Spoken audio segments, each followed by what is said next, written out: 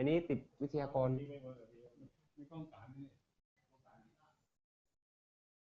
ไอเหลือเอาวางไว้นี่เอาวางของพิธีกรตัวนึงแล้วก็ของเจน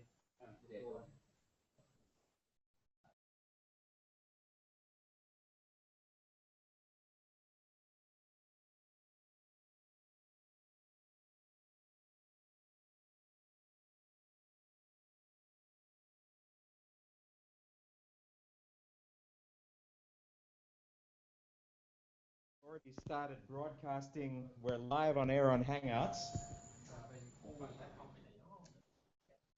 I'm just putting the microphone on here.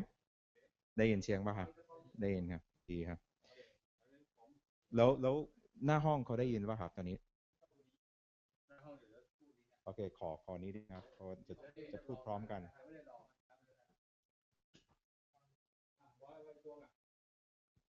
เกิดอะไรขึ้นกับภาพโอเค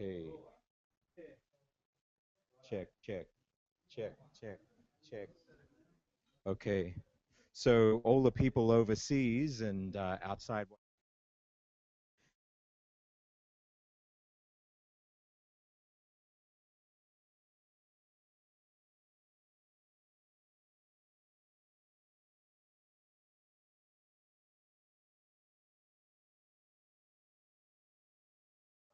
2 3 4เช็คเบอร์6ครับเบอร์6ของ1 2 3 4เช็ค1 2 3 4of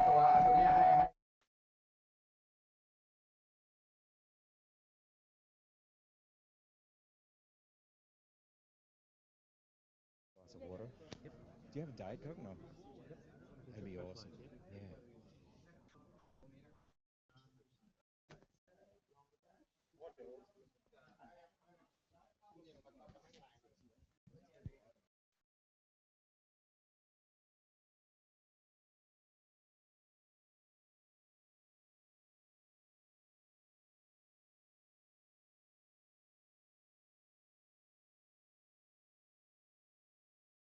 Yeah.2 3 4เช็ค1 2 3 4สเปรครับ1 2 3 4เช็คครับโอเครู้เรื่องจบเลย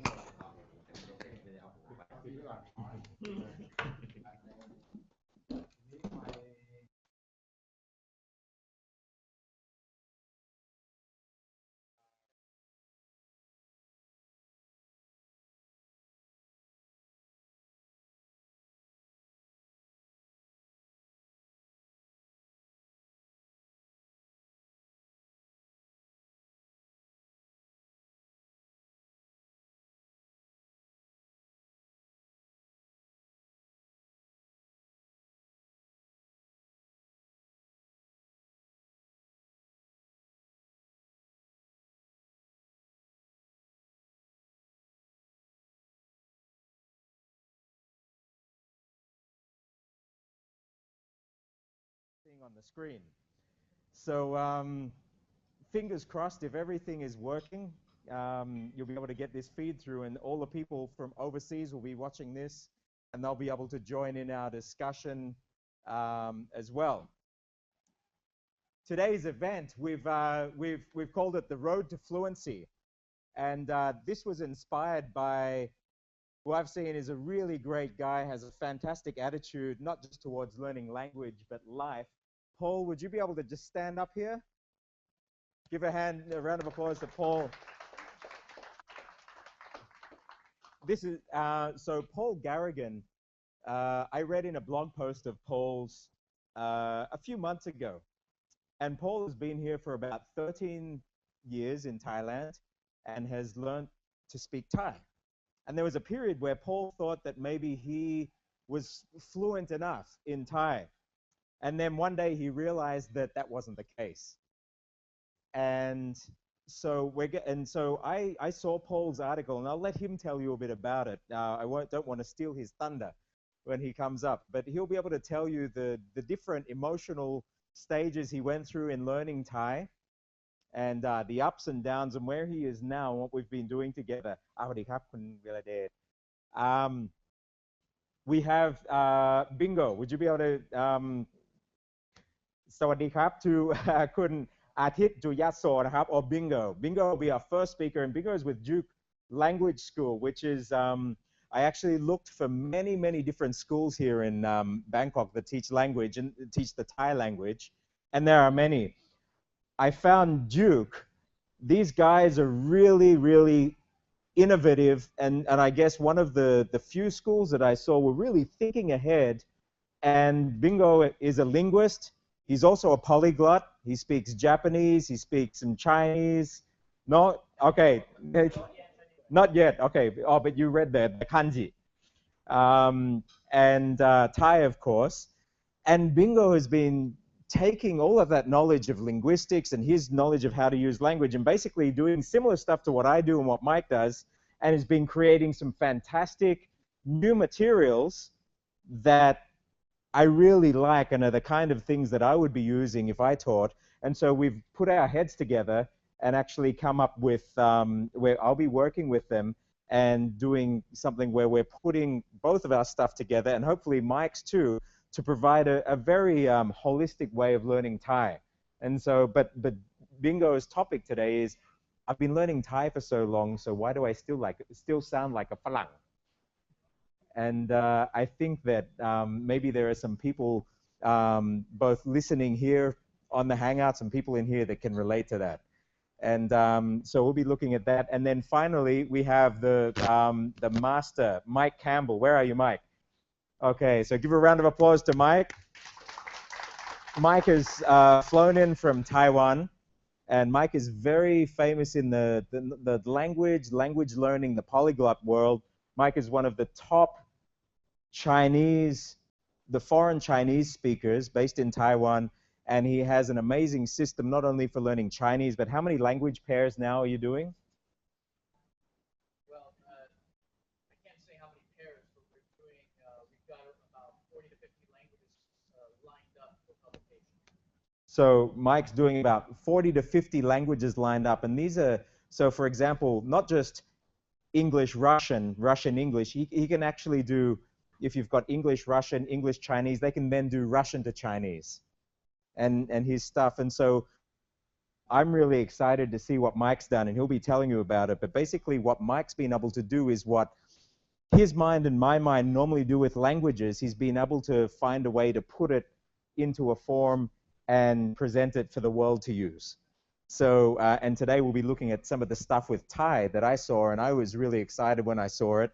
And I hope you are as well, and you'll be able to, this is another way of building the fluency up. So after that, we'll have a question and answer time open to the floor, and also open it to all of our people overseas as well. They'll be able to call in. I'll be rushing into the thing there because the actual Hangout you see is broadcast from that room over there. So if the technical gods hang out, everything will go smoothly tonight. Thank you very much for coming in and joining us. And could I invite Bingo to the stage? Sawasdee krap. We just have to, now you're going to lose the feed, but you'll see Bingo's stuff up there on the screen. But this is still going to air. ก็ถอดตรงนี้อย่างเดียวครับ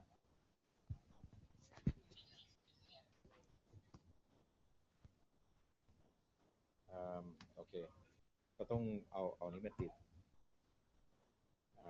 เดี๋ยวเราติดให้เราติดเธอนี้ไว้อันนี้เป็นโ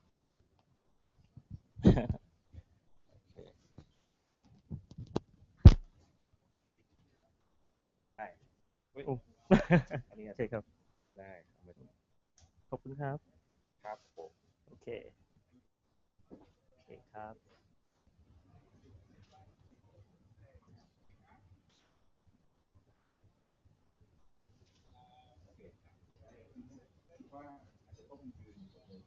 จริงเหรอฮะโอเคครับผม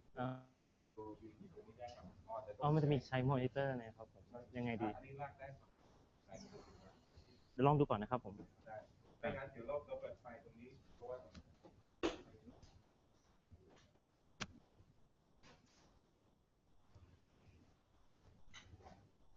หนักเหมือนกันนะเนี่ยครับผมไม่งั้นคุณลูกมายืนตรงนี้ก็ได้โอเคครับ ออกไปติดตั้งให้อย่างนี้โอเคไหม มองเห็นหรือเปล่าครับ you can see the screen you can see window โอเค โอเคนะครับโอเคครับผม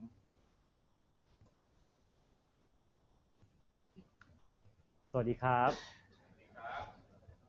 สบายดีไหมครับผมโอเคครับสวัสดีครับโอเคครับ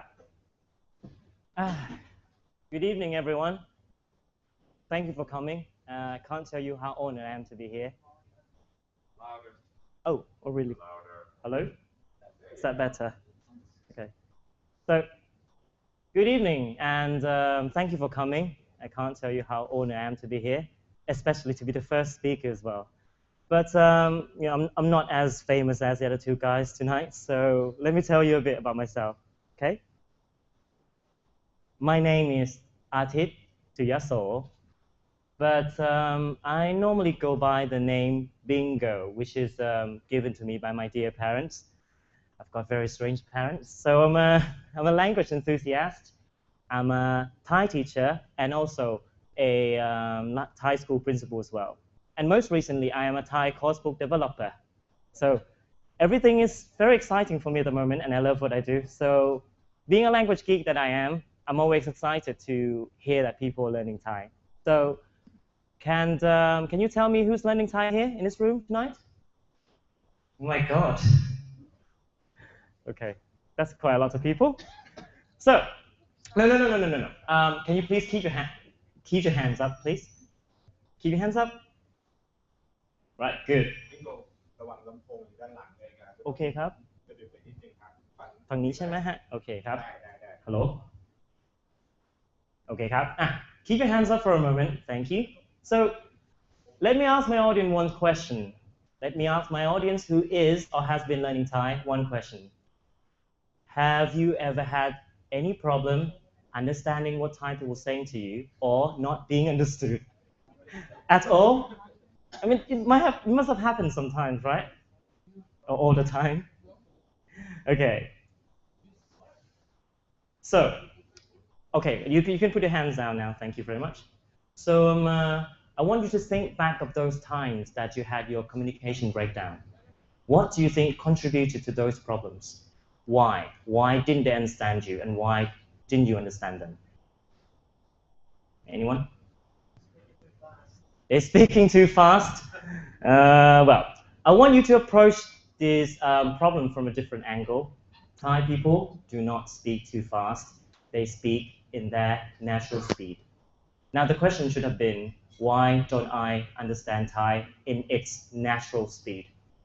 Have you had enough exposure?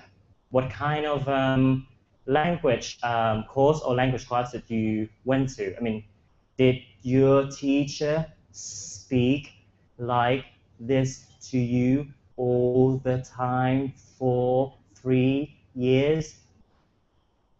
Any other possible causes for this? The tones. As in, can you please elaborate? Sometimes I miss tone. Okay. Okay, all right. So the tones, pronunciation. So, well, for the tones, as for the tones, it also depends on how much information you got, right, when you were learning. So again, it all comes to the exposure of the language. Did you focus on getting getting the grammar right, or you just completely neglected the tones, right? Okay. So from my experience, I think that classrooms and language learning materials are largely responsible for this. There might have been time that you think, oh, the materials could have been a bit better, or the teachers could have been a bit better, and the classroom could have been a bit better. So here's another question. Okay, what are the problems that you had when you were learning Thai in the classroom or from the materials, and what do you think? What are the problems with the current Thai teaching materials in the classroom in language schools? Okay, just imagine you look at your textbooks, right, and you think, this is not right. Have you thought of that? Okay. Yes? I found a lot of the material that we were doing wasn't very relevant. It was talking about Thai traditions and things that happened in the past rather than stuff that related to everyday life. Right. Irrelevant context. Sorry, content. Right. Good. Good. Any other things that you like to share about the current materials or teaching? Oh, sorry. Okay. Yes. Well, in my case, it's that everything was perfect for Japanese language, and since I'm Okay. So the methods weren't right for you. Okay. So I had a book that was for Japanese housewives. okay, wow. Niche market, eh? So as for me, I think that the main problems with the current textbooks that are available to you are that they generally unnatural, impractical, and unengaging. I will elaborate on each point. So now I want my Thai audience. Now, where are the Thai people? Thai people? Right.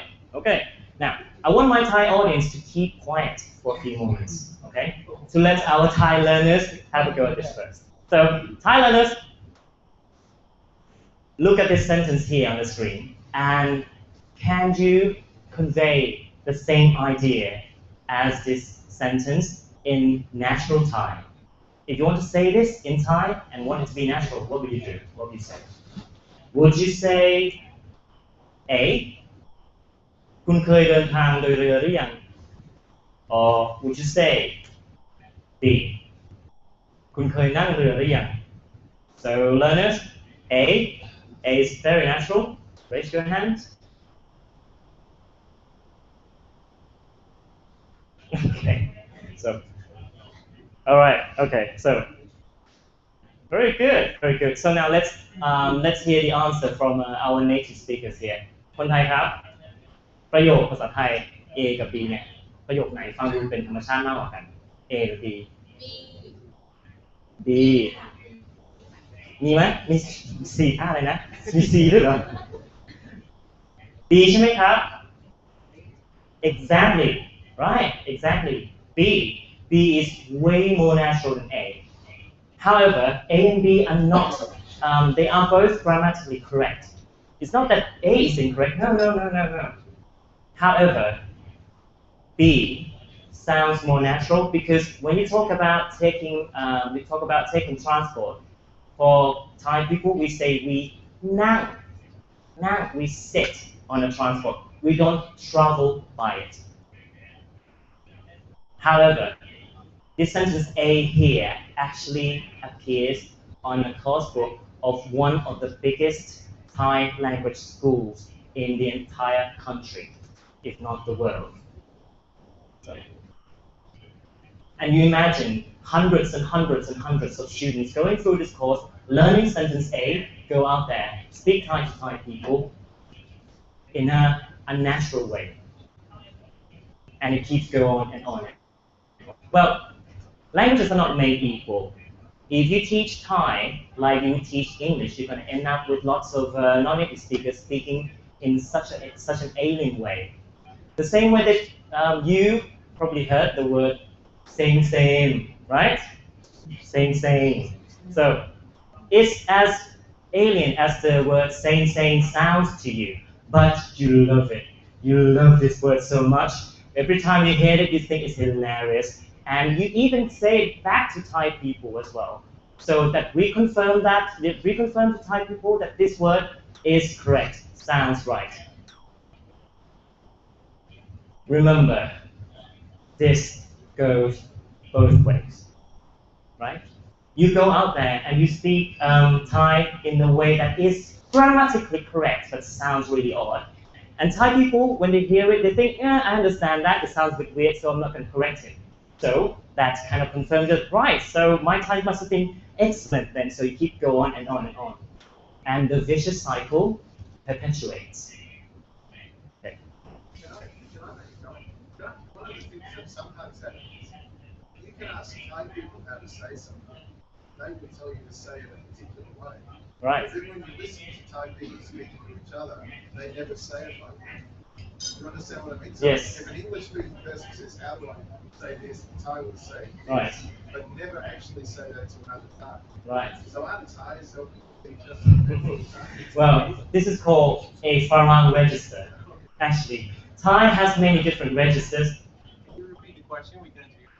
Oh, Thank sorry. you very much. What was my question again? Oh, sorry. Oh, here's the question. He said that when Thai speak to one another, they use kind of different kind of Thai than when they teach in Thai. So it's kind of like Thai people have this way of thinking. It's like, oh, if I teach him like the natural way, or the way we speak, they might not really understand, or I might have to take time to explain down all the way to the to the fundamental level of like cultures. So it's easier to just teach travel by boat, right? For apart from now, instead of now. Okay, so and I'll go back to that again. Okay, so and about being impractical, all right? So imagine yourself having just arrived in Thailand, right? And you want to get started with the local language as quickly as possible because you want to survive, you want to adapt to the new environment, to your new exciting life. So of course, naturally, you decided to take a Thai course. So you go to this Thai language school right in the center of Bangkok. It looks modern, very good looking staff, and you can't go wrong in it. And then you're presented with a course outline. And the text might be too small. Can you read? Can people in the back read okay? Okay, good. So you're presented with this course outline. And this is an actual course syllabus from a level 1 Thai course, and that lasts for 3 months. It covers 12 topics. So if you sign up for this, then you're going to be learning these for 12 weeks, 12 topics, right? So when you see this course outline, did it bother you? Would it bother you? Would you feel like, hang on, something's a bit wrong? Do you feel like that? Yeah. Yes. What's wrong with it? Or what do you think is a bit sort of not right? Doesn't seem to be a structure to it, like learning the language and the way the language is built. Right. It seems straight in with a topic without learning the fundamentals first. Exactly, the priority. Priority is the key word. So, yes. What's with this sort of priority, right? It's a bit off, isn't it? It's like, for example, I mean, I don't have to point this, so for example, why is lesson 3, how many people are there in your family, be more important than, say, asking for Christ in lesson 11? Or really, do we need to learn how to stay chatting online at this point, in week 8? And more importantly, where are all the essential stuff, such as getting a taxi? We all get a taxi almost every day, or maybe at least once a week, right? Buying food off the street, they're literally everywhere. You have to try to get away from them, right? And after 3 months, you still don't know how to ask, where is the toilet? I certainly couldn't hold my pee for 3 months. So, and being unengaging. So now, I want you to stop thinking about obligations or things that you think you have to do, things you have to endure in order to learn to speak Thai for a second. Take a step back and ask your inner child, right? Whether how he or she wants to learn the language, how he or she wants to learn Thai. So, if you were 5 years old or 10 years old or whatever, how would you like to learn something new? How would you like to learn something new? Play. Sorry? Play. Play. Games. Ooh, we love games. We love games. Even adults. Anywhere, any other way? Frequent usage. Sorry? Frequent usage. Frequent usage, right? Input, feedback, right? So, let me show you some textbook samples found in various language schools in Thailand, and ask your inner child whether he or she wants to learn from material that looks a bit like this, or this, or this, or this. Ooh. Goosebumps.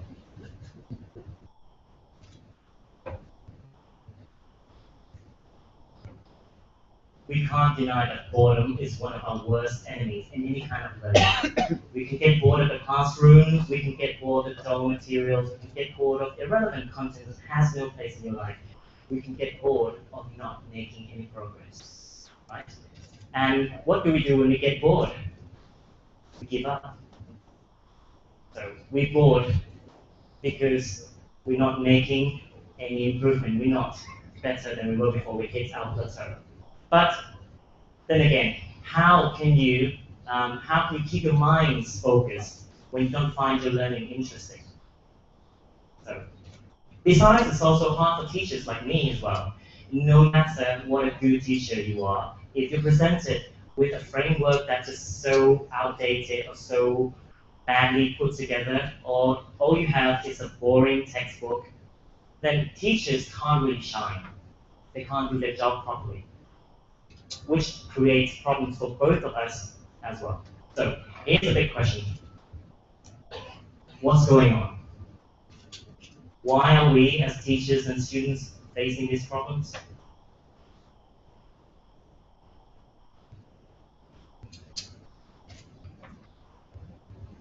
In my opinion, I think it's precisely because nothing is going on. There has been no major breakthrough. There have been so little improvement. So little improvement, and there have been almost no change for a really long time. And students may have the illusion of choice, right? Because there's so many language schools in Bangkok, so if you don't like one school, you can always move to another, right? And everything is solved. Problem solved. I'm happy. No. It's because the vast majority of the language schools in Bangkok, they implement the very same or very similar methods, and they use the same kinds of materials with slight alterations. So one approach in particular has been replicated by new schools, old schools, big and small alike, for over 50 years. 50 years is a long time for the lack of improvement. In other fields of studies, you might have made so much progress in science, engineering, medicine, but Thai teaching education is still where it was when all these happened. Eureka Garden Central Space, the construction of the Berlin Wall, and the last time England won the World Cup. These events are ancient. So I'm not saying it doesn't work, but some people came out of this system speaking rather decent Thai, right? But in most cases, that's all they're going to get, decent Thai. So should we have a student who's a little bit more ambitious, like, oh, I want to speak with better accents, I want to speak Thai like the way they speak? What choice do they have? What are the alternatives? So, and this is where we came in. Being a language learner and having been teaching Thai since I started my master's course 6 years ago, I want to change. So right now at Duke Language School, we are developing a new Thai course called Journey. And Journey has a goal to eliminate these problems and making the learning natural, practical, and engaging again. So, Journey follows the life of two main characters, Toby and Hiromi. Toby and Hiromi are characteristically very different. Toby is an American man, he's male, he's an expat. He likes outdoor stuff like cycling, biking, rock climbing. And he lives alone as a single person. Whereas Hiromi is from Japan. She's female. She's in employment, and she likes relaxation, like going to spa, massage, shopping, and she lives with her family. Why are we doing this? Because we want students to be able to identify themselves with either one of them to make the learning more relevant to them, and they can choose what's more connected to their day-to-day life. So, let me talk about natural. In Journey, we use natural language. Journey will teach you the realistic way that Thai will speak, not Thai for Farangs. So, for example, we approach the complex system of personal pronouns by telling you when to use formal pronouns like pom, dishan, kun, and when you just casually call yourself and other people by names. The problem with the overuse of formal pronouns is really a big thing. I mean, if you use too much of pom, dishan, kun, you end up sounding some sort of authority. And Thai people will never warm to you if you still sound like you're some sort of their boss, right? So, and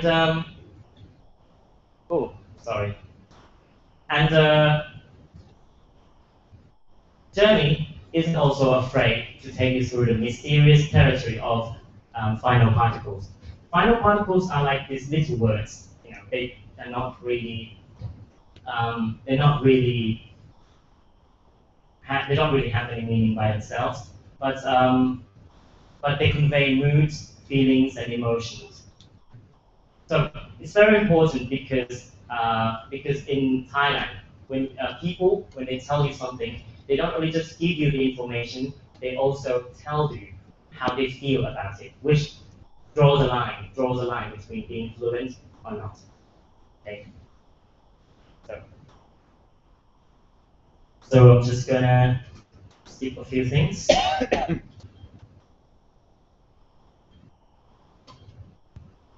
So, for about our contents, we carefully plan and organize your learning curve. We ensure that you learn what's more important to you, what's more important to your immediate needs first. So, you know, like taking a taxi, which is very important, right? It should be learned early on. And we also cover subjects that are more relevant to your life, like getting a haircut. You know, we get a haircut like every month. So I've rarely seen any textbooks in any language school that teach you about vocabulary of getting a haircut early on. Maybe, you know. So you don't want to end up with a haircut like mine right now, which I'm not very happy about. So and you know, you'll be able to ask 7-Eleven staff to microwave your food for you, which is very important.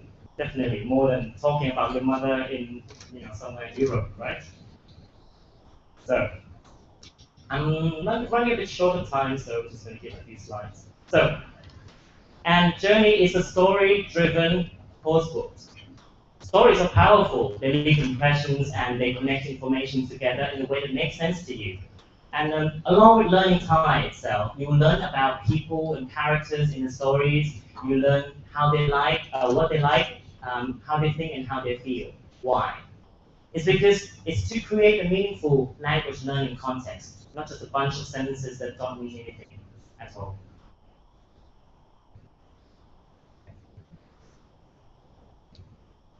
Our materials are also very gorgeous. So they are carefully designed, they are uncluttered, they're not a burden to the eyes.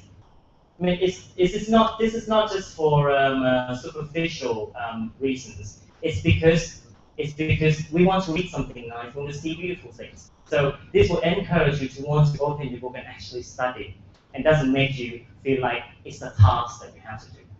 So we've got lots of pictures here as well, and believe it or not, we've got coloring exercise. So, and all this together is to try to approach language with many different methods. With the knowledge of applying linguistics that I have, we try to accommodate all types of learners by using different approaches, like lots of pictures, audios, text, both phonetic and Thai script. And the book has an interaction with the book itself and the learners. It prompts you to answer questions. It also make you guess the meanings of the words inside the context. And the books also provide activities, ideas for the teachers in the classroom to get the students up on their feet and move around, do things. Because we believe that you can't learn language with just one approach. You have to put them all together, right? You can't always get what you want, but with Journey, I'm sure that there would be at least something that's right for you. But that's not all. There's one last thing I want to say about this new method that we're developing.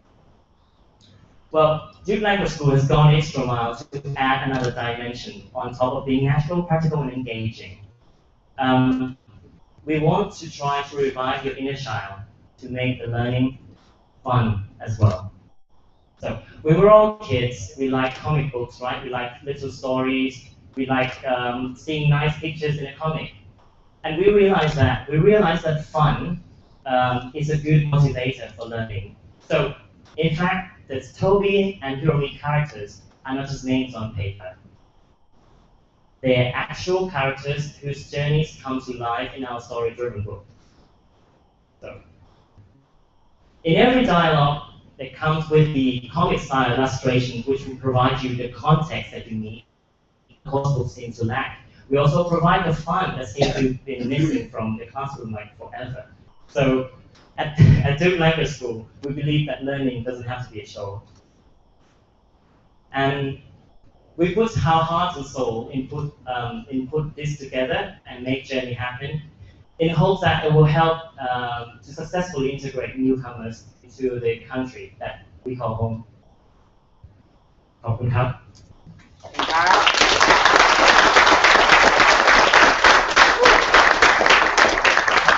This Rover is changing the plans and things over. Would anybody like to ask Bingo anything about this? Because it's actually what he's been doing and what he's been talking about, and you'll see later on, we've actually been putting together. It's new in the market. So feel free to ask Bingo some questions while we're changing this over. First. How do you teach mastery of the tones?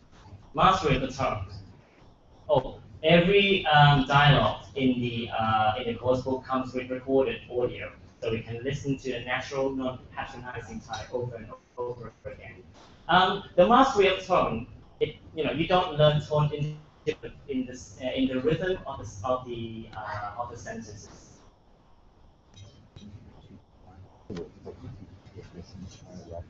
And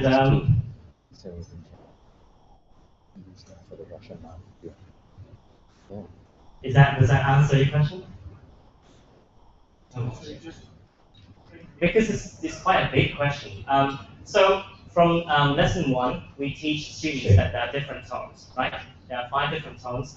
But the thing is, tones are more like the integral part of Thai vocabulary, rather than just to learn them separately. So, I mean, I find it more productive to learn the tone and the rhythm of a sentence when you put them in context. We'll be getting into some of that too, but could I just ask you, I want you to picture this. Picture Dennis the Menace. And he's this little brat of a kid. And his mum's gone across the road, and she has gone to help some neighbor. And so while his mum's gone, I want you to get into the emotion. He goes into the bathroom, and he turns on all the taps or the faucets for the Americans in here. And then he gets the powder and starts spraying it around the room, and then gets his mum's lipstick and starts graffitiing all over the mirror. And then he gets all the makeup and starts splattering it over the place. The dog comes in, so he's shampooing the dog and brushing the dog's teeth with her toothbrush, and then the mum walks in. How do you think she feels? Angry. Can you imagine the feeling that she's got there? So I want you to say this with me. I'll do it once. She just looks at him and she says, "Why? Why? Why?" Can you say that with me? Why? Why? Why? 1, 2, 3. Why? Now let's really stretch it out. Why? Why? And then Dennis just sullenly looks up at her like this and says, yeah. Okay, so I'll say it again. He just looks up and, yeah. Can you say that? 1, 2, 3. Yeah. What was Mum's 3 words? So, why? And what is Dennis's words? Yeah. What was Mum's first word? What was Mum's second word? What was Mum's third word? What was Mum's second word? What was the first word? Why? Starts high and gets high. Say with me. Why? What was the second word? Why? It starts down low. Why? What was Dennis's second word? Yeah. What was Dennis's first word? Yeah. And what are they? They're the tones. So you get the head knowledge, you'll be graphing them, but then, and you will be getting into this later, how we put it in, it's emotionally. So from now on, rather than trying to academically think about the tones, you'll be able to feel them. From now on, you don't have to think, oh, what is a high tone when it is? You're just tying those emotions that you just created of Mum into those words and putting them in those emotions, and they're triggering muscle reactions. What was Mum's first word? What was Mum's third word? Let's get some emotion. Why? Now, let's put it over the word ma. What was Mum's first word? Ma. What was Dennis's 2 words? Ma. What was Mum's third word? What was Mum's first word? What was Mum's second word? What's a dog? What's a horse? Ma. Mum's first word is a horse. Ma. Mum's second word is a dog. Ma. So now you can start to link those emotions into there as well. This is why we use the synergy of what he's done as well as the emotion. No one system is a whole system. And then we'll have Mike's system. We have other people. Kun Benjawan. You all know Kun Benjawan Bungsan Becker. She's amazing. Most of you have probably got at least one of her books at home. And Kun Benjawan, we've been talking, and she's got all her stuff. And she's into this because we all really want to put all the best stuff out there for everybody. Okay. We'll have more question and answer after all of the speakers. We'll dance together for Kun Bingo.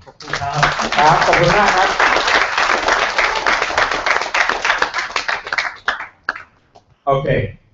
So now we're in for some fun. And the first fun thing is, I've lost my telephone. And that's an integral part of that.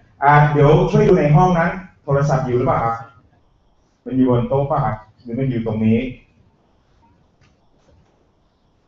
Paul, would you be able to come up here? ขอโทรศัพท์หน่อย Welcome, Mr. Paul Garrigan. Now, I don't know, I see some people like Rob Squires here. Rob is a long-time friend from many, many years back, and Rob actually came into some of the early days of my Cracking Thai Fundamentals, my Cracking Thai Fundamentals program, when it was in its very early days. And there are other people here that I've seen that have come into the program over the years.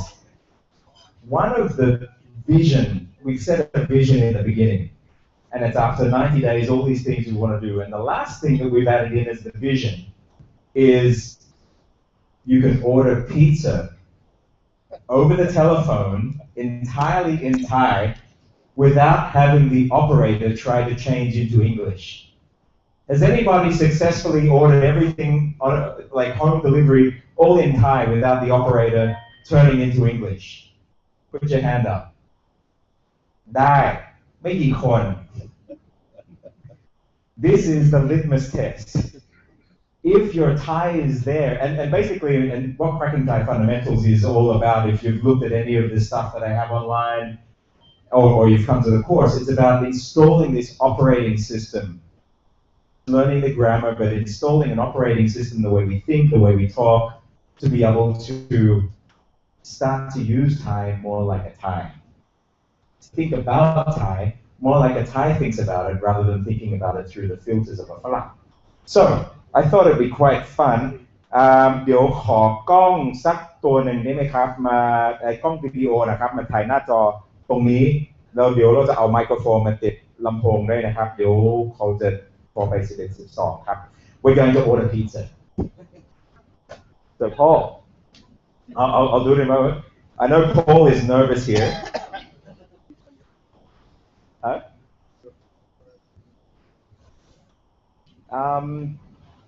Do you need to tell them the phone number?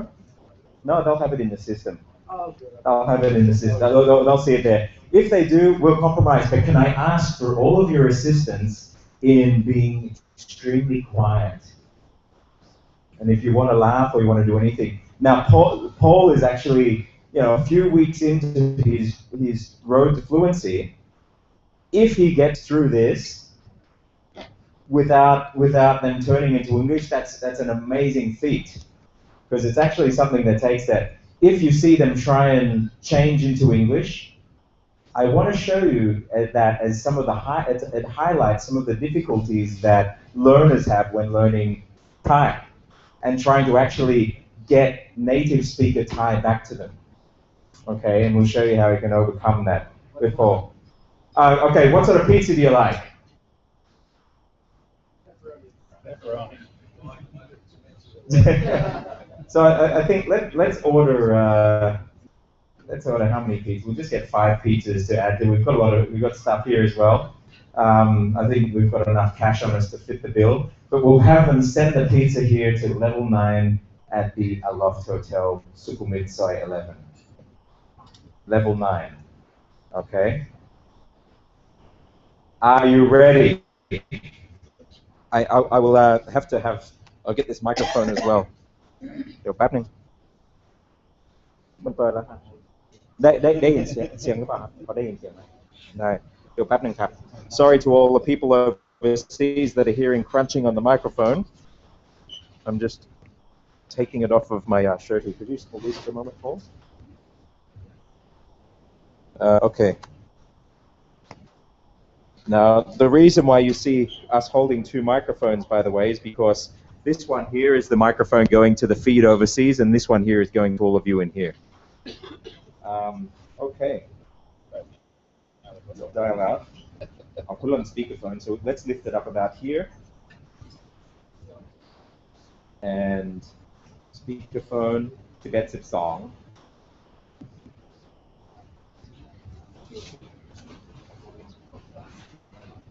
Now, if they ask for a telephone number, I'll just key it in on the keypad and you say the number. Okay. Here we go. 11 12ไม่ต้องแจ้งความนะครับ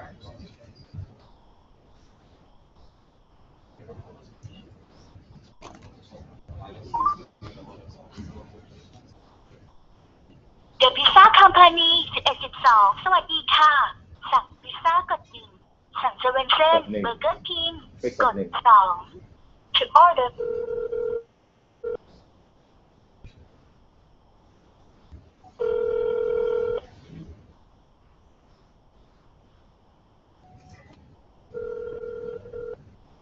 The Pizza Company เส้นเบอร์เกอร์คิงสวัสดีค่ะ สั่งพิซซ่าครับ ฮัลโหล สั่งพิซซ่าครับ ฮัลโหลค่ะ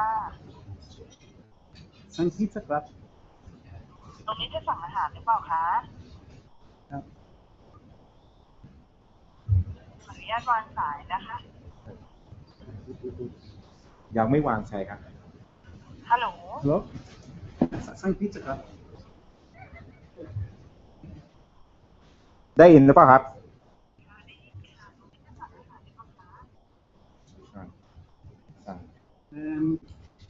Cod sang pepperoni. Just moment please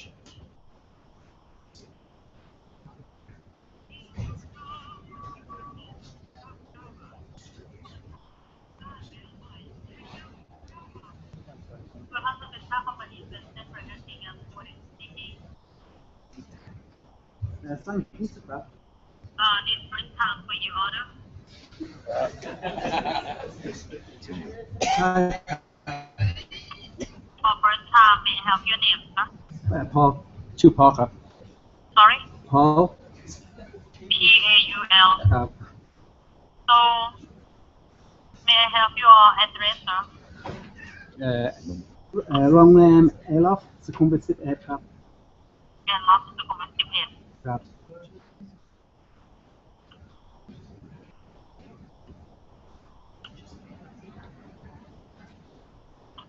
Moment, please.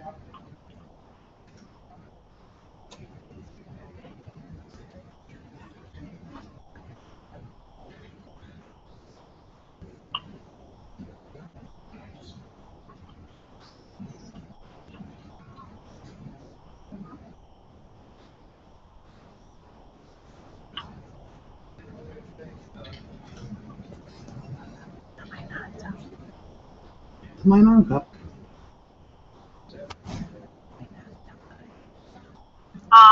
What floor, what room, sir? level 11ครับ Level 11, room number? ขอโทษครับชั้นเก้าครับ Sorry? ชั้น down. ครับ ได้ค่ะ room number? ห้องประชุมครับ Sorry? ห้องประชุมครับ I can miss ห้องประชุมครับ ห้อง ประชุมครับ ห้องสัมมนาครับ sorry.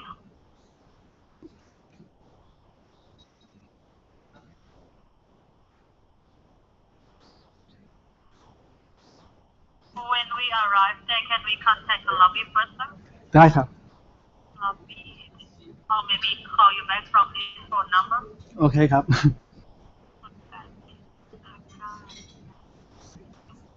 May I help you order, sir? ขอสั่ง double pepperoni คาร์ดใหญ่ Deep and thin or cheese, sir? Deep and thin or cheese, sir? ธรรมดาครับ Pan large, double pepperoni, and then anything else? Pepsi, chicken wing, spaghetti, or ice cream that is sweet as well? สองถาดครับ สองถาด yes and then แล้วก็พิซซ่าฮาวายอันสองถาดด้วยครับ เป็นแพนลัสเหมือนกันไหมครับ เหมือนกันครับ แพนลัสฮาวายนสุค่ะ พอแล้วครับ รายการค่ะคุณคะ ขอโทษครับแบบเดียวครับราคาเท่าไหร่ครับ ค่ะคุณพอลแพนลัสกับชีสทูนะคะ แล้วก็เป็นทูแพนลัสฮาวายนถูกต้องไหมคะ ถูกต้องครับ โตโต้โฟพิซซ่านะคะ ครับเท่าไหร่ครับ ราคาสินค้ารวมค่าจะส่ง40 บาทเป็น 1,676 บาทค่ะ ได้ครับ 1,676 ส่งมาเลย ซึ่งมาเลยครับ ค่ะ delivery 30 minutes from now ค่ะ thank you very much ขอบคุณครับ ขอบคุณค่ะ บ๊ายบายค่ะ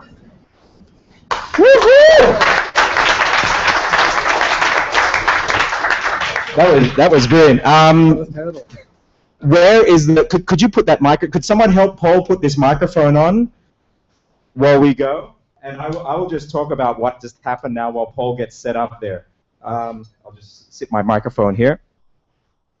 My phone. So how was that? Have any of you ever experienced something like that before? Yes? Can somebody tell me what actually happened? ช่วยเดี๋ยวช่วยมาติดไมโครโฟนให้พี่เขาได้ไหมครับแล้วไมโครโฟนอีกตัวหนึ่งอยู่ไหนครับไมลอ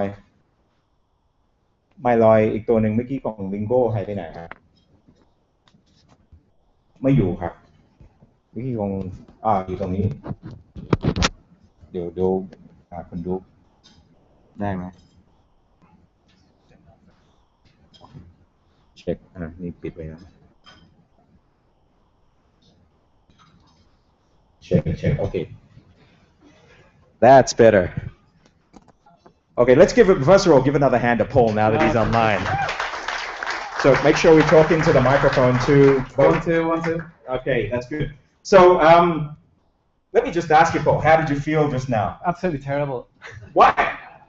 And we'll look at the cameras too. The ones that have the lights, that'll talk to our audience as well. I think it went really well until I started talking. Everything was going well. So, well, look, explain, and you can help us. What just happened now?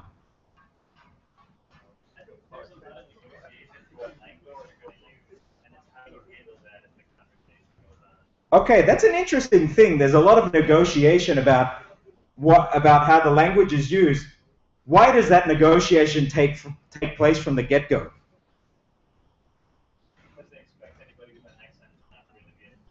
Got it. Got it. Woo! But you hit the nail on the head. Oh, I don't want to learn. I don't need to learn how to speak like a Thai. I just want to be able to communicate. Well, sorry, you're not going to communicate because they won't speak Thai to you then.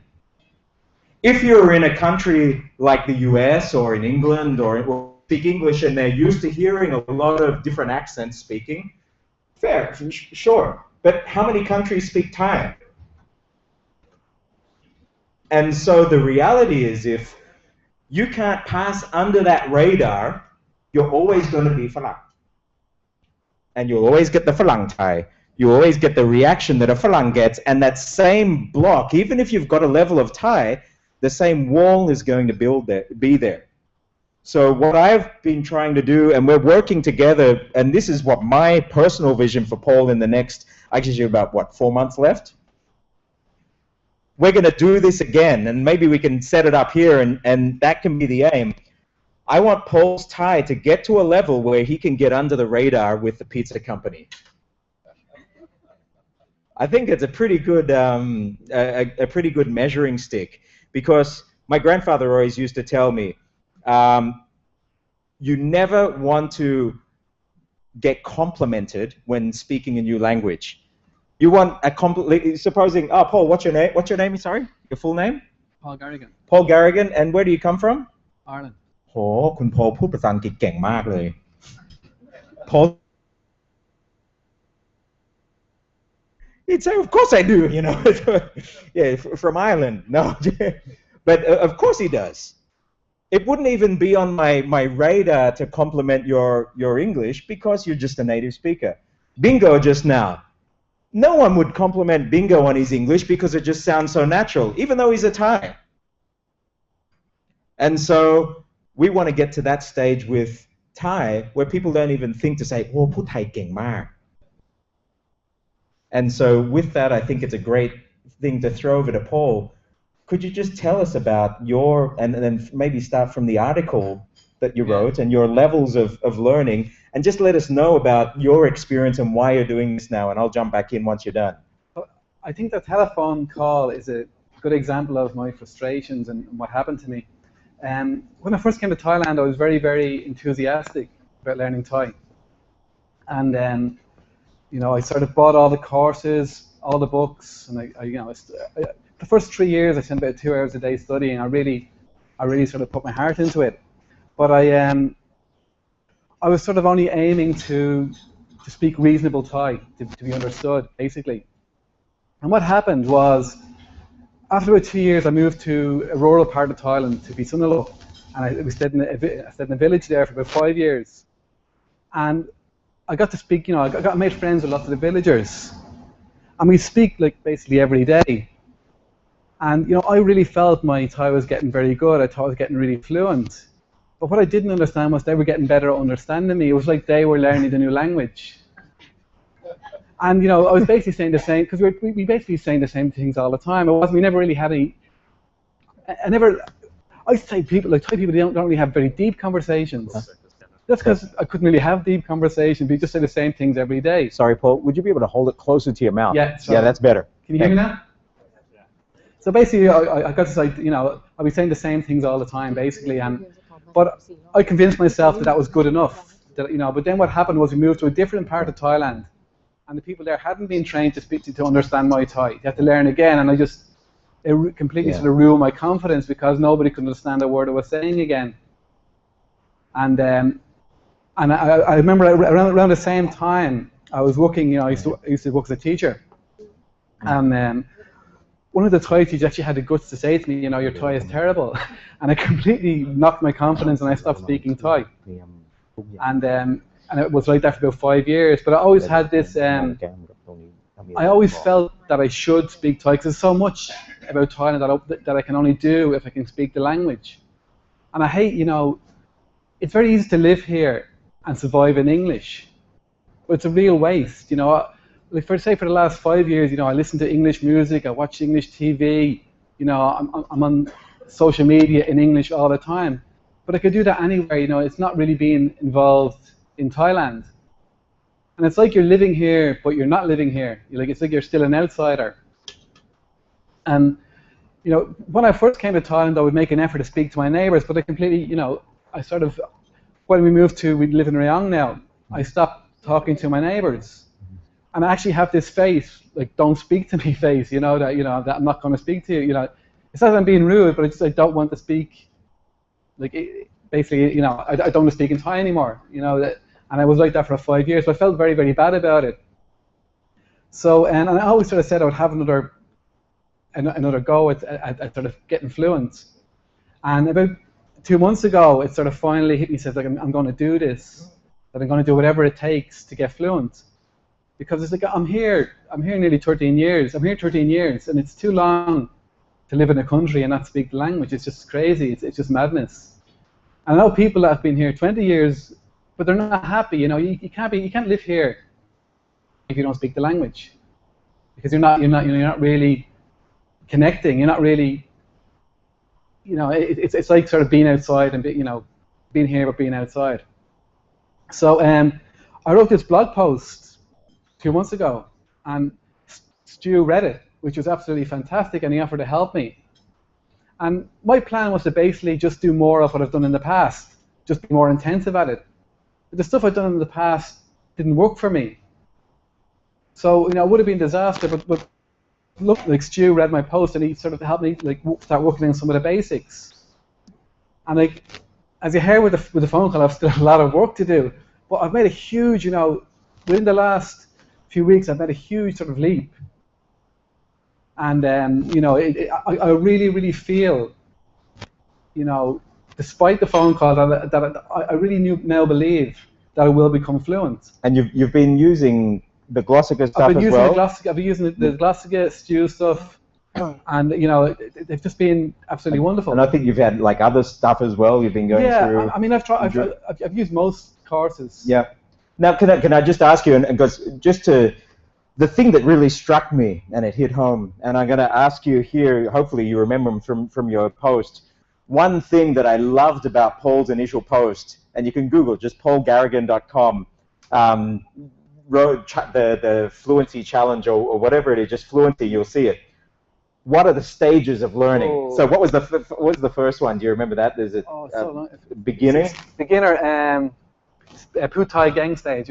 Yeah. So when you know that somebody's at the very first rung of their Thai when you go out and everybody compliments you. พูดไทยเก่งมาก มีใครเคยไหมครับ Have you ever heard? Has anybody complimented you and said, โหพูดไทยเก่งมาก Yes. And so, what does that mean, Paul? Well, basically, because people obviously know you're a beginner, so they know you're a beginner because it's so obvious you're a beginner, and you know all the sort of Thai words that they know, like that they're used to hearing Farang speaking, so they can understand you. So, you know, and they want to encourage you. So, you know, right. And so then, what was the next level? The next stage was speaking enough Thai to get into trouble stage. And like your vocabulary is sort of increasing, but then it becomes easier to make mistakes then, and to sort of say things that will upset people, you know, at that stage. And then the next level after that? Stage 3 was speaking enough Thai to know you're not very good at speaking Thai stage. That's the important stage. So I'll say it again, speaking enough Thai to know that you're not speaking well enough. That's important. And that's what, basically at that stage what happens is, you know, you're speaking to people and you just wonder why can't they understand their own language. You know, because I think they're just being very fussy, or maybe they're like the French. Do we have any French in here? Sorry. but they're like being incredibly fussy that they won't understand their own language, you know. And I can tell you, I sometimes wonder maybe they're Burmese or something, you know. You could actually see that on the phone. This is the situation when you're getting up on the phone and you're wanting to talk and you're pushing through. And, you know, where are you? You're Chan Gao. You're Chan Gao. Where are you? Chan Gao. Where are you? Chan Gao. Oh, Chan Gao. But and while if you're a native speaker of a language that doesn't use tones, you think, yeah, Gao, Gao, Gao. It's the same, but I'm telling you, to a native speaker of a tonal language, if you say Gao, Gao, they don't resemble. They're different meanings in here. And I'm sorry for all those listeners that just had their microphone hit. But they're totally different meanings. So never think, oh, they can understand, they just don't want to understand. No. It's really not registering in the subconscious there. And I think you also mentioned that there's that stage then when people are willing to tell you. Yeah, that stage, I think Thai people actually, it's around this stage that Thai people actually let you know, they can't understand you. You know, it's that what you're saying isn't really Thai. And what happened in the phone call just now? How many operators did he speak to? Do you remember? 2. Why did the second operator come on? I can tell you exactly what happened. I've seen it in the call centers. It's, huh? Huh? And as soon as you get this Farang block there, it's, there's no way I'm going to understand this. And so they won't even try to understand. And then the message, the meta message it's telling in their subconscious is, you're not going to understand, you're not going to understand, just cut it off now. พี่พูดภาษาอังกฤษได้ใช่ไหมอ่ะมานี่เลยเดี๋ยวจะโอนใส่ให้ Come over here, you speak English, right? I'm going to throw this one to you. It's in the too hard basket. And that's exactly what happened just now on the phone. Yeah. I think that's another thing that happens is that they hear that you're... Sorry. We can talk you to both. Yeah. What happens is that these beanbags are good. They are, actually, they're lovely. Is that if you're in person and they see you, or on the phone they go, oh, Farang, okay, let's get the person who speaks English, is that their assumption is, oh, now they're going to speak English to me. So I found times where I'm asking for 2 of something, and they're saying, okay, wait, she's going to say a number in English. Wait, that doesn't sound like a number in English. I don't understand. So they're asking me 15 times because they haven't figured out that actually I'm answering them in Thai. Exactly. And they will have that mode on. They're going to be speaking English. And so the ears are filtered for that. And when the English doesn't come, even if it's Thai or it's Farang Thai, it's just going to pass straight over there. So that's exactly what happened there. And then this girl, she's probably the star in the office in this call center because she speaks English. So I'm not going to speak Thai. And then she was trying to, you could see it was a war going between the Thai and the English, the Thai and the English. เราจะสั่งทูใช่ไหมจะสั่งทูถาดใช่ไหม I'll have to go back and hear it, but I could hear it's like throwing numbers in English. They measure words in Thai and trying to find some common ground, but there's no way she's going to start speaking full Thai with Paul, because Paul's the Farang. And then I think you had the advanced level. Oh, did you have another level then? Yeah, the advanced level was... What's the advanced level? Yes, to be able to hold a conversation and not your Farang. Yeah, and then people won't think to correct you, but people will still like pick up sometimes and say, look, you need to pick this up. So one thing that I really, and it's so true, if you go through the blog post, the way Paul writes as well is very, very colorful, very entertaining, and I was reading through it is in stitches because it's so real, not just in Thai, but other languages. The first thing is you want to get past that rung where Thai say put king ma. And then you want to start getting to a level where you can have Thai start to correct exactly where things are needing to go in your Thai. And then you want to get to the level where it'll go under the radar and where we're heading in the next few months, where you're going to be able to order pizza and it won't even twig for them to have to call somebody over to speak in English on that. So that was fantastic. Just one thing to finish off with Paul. How have we been working together, and what have we been doing? What I like to focus on is getting the language into our emotional memory and our muscle memory. What was Mum's first word? 1, 2, 3. Why? What was Mum's third word? What was Dennis's second word? That's in there now. You're going to go home tonight having nightmares about Dennis and Mum. But that emotion is in there. And we did the same thing with Paul. Now, you've been learning the difference between getting your aspirates and non-aspirates. So could you say, for example, the word to need in Thai? To need. Yeah. Tong. Say it. Face the audience. Tong. Now say, okay, so now this is a good coaching exercise because this is what Paul's been working on. Say it again. Tong. Okay, so now it's still coming out as aspirated, tong. Now what I want you to do, close your throat off, right? Tong. Tong. Do it again. 1, 2, 3. Tong. Perfect. You see that? And what we're doing is working and getting this muscle memory. Can you say tong kan? Tong kan. Nah. Now the throat's closing rather than before it would be tong kan. Okay. Say it with me again. Tong kan. Tong kan. Better? ดีขึ้นไหม ดีขึ้น How about this word? Let's say I'm going to work. ไปทำงาน Say it again. And face is. Can we get a camera zooming on Paul's face here? น้องครับช่วยเอากล้องแล้วแบบ close เอาแบบชิดใกล้ชิดมากเลยนะครับอยู่ที่ปากของเราใบหน้าของคุณพอช่วยมองกล้องตัวนี้นะครับ Okay, so let's get on your face and say going to work. ไปทำงาน Say it again.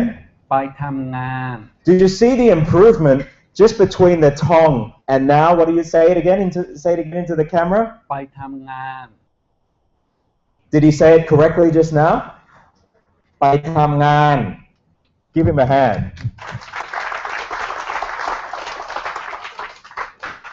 And this actually wasn't staged like that, but this is where we're at now.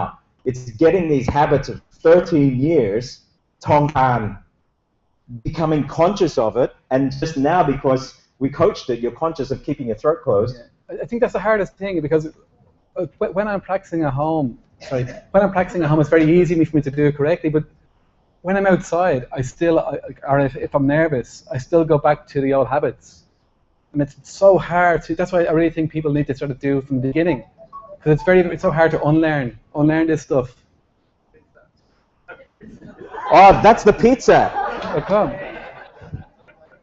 Okay, let's see if they call back. They might be sending it up here. We'll wait to see. น้องครับนี่พนักงานของโรงแรมที่นี่หรือเปล่าครับยังไงช่วยติดต่อข้างล่างแล้วก็บอก reception ว่าพิซซ่ากำลังมาแล้วก็ส่งมาชั้นนี้เลยครับได้หรือเปล่าครับเดี๋ยวเขางงไม่งั้นให้ reception ใจตังก็ได้ครับแก้มมีตังอยู่ป่ะ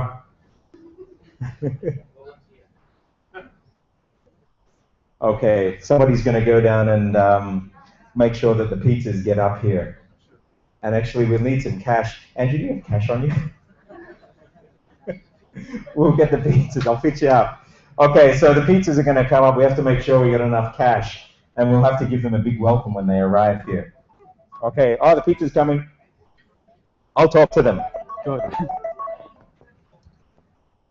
Hello, ครับ ฮัลโหล ฮัลโหลครับ สั่งพิซซ่าป่ะครับเบอร์เนี้ย ครับผม อันนี้พิซจะมาถึงหรือยังครับ ถึงล็อบบี้แล้วครับผม อยู่ล็อบบี้นะครับขึ้นมาชั้น9เลยครับ อ๋อชั้น9เลยใช่ไหมครับ ครับผม ครับครับครับ ครับผมครับ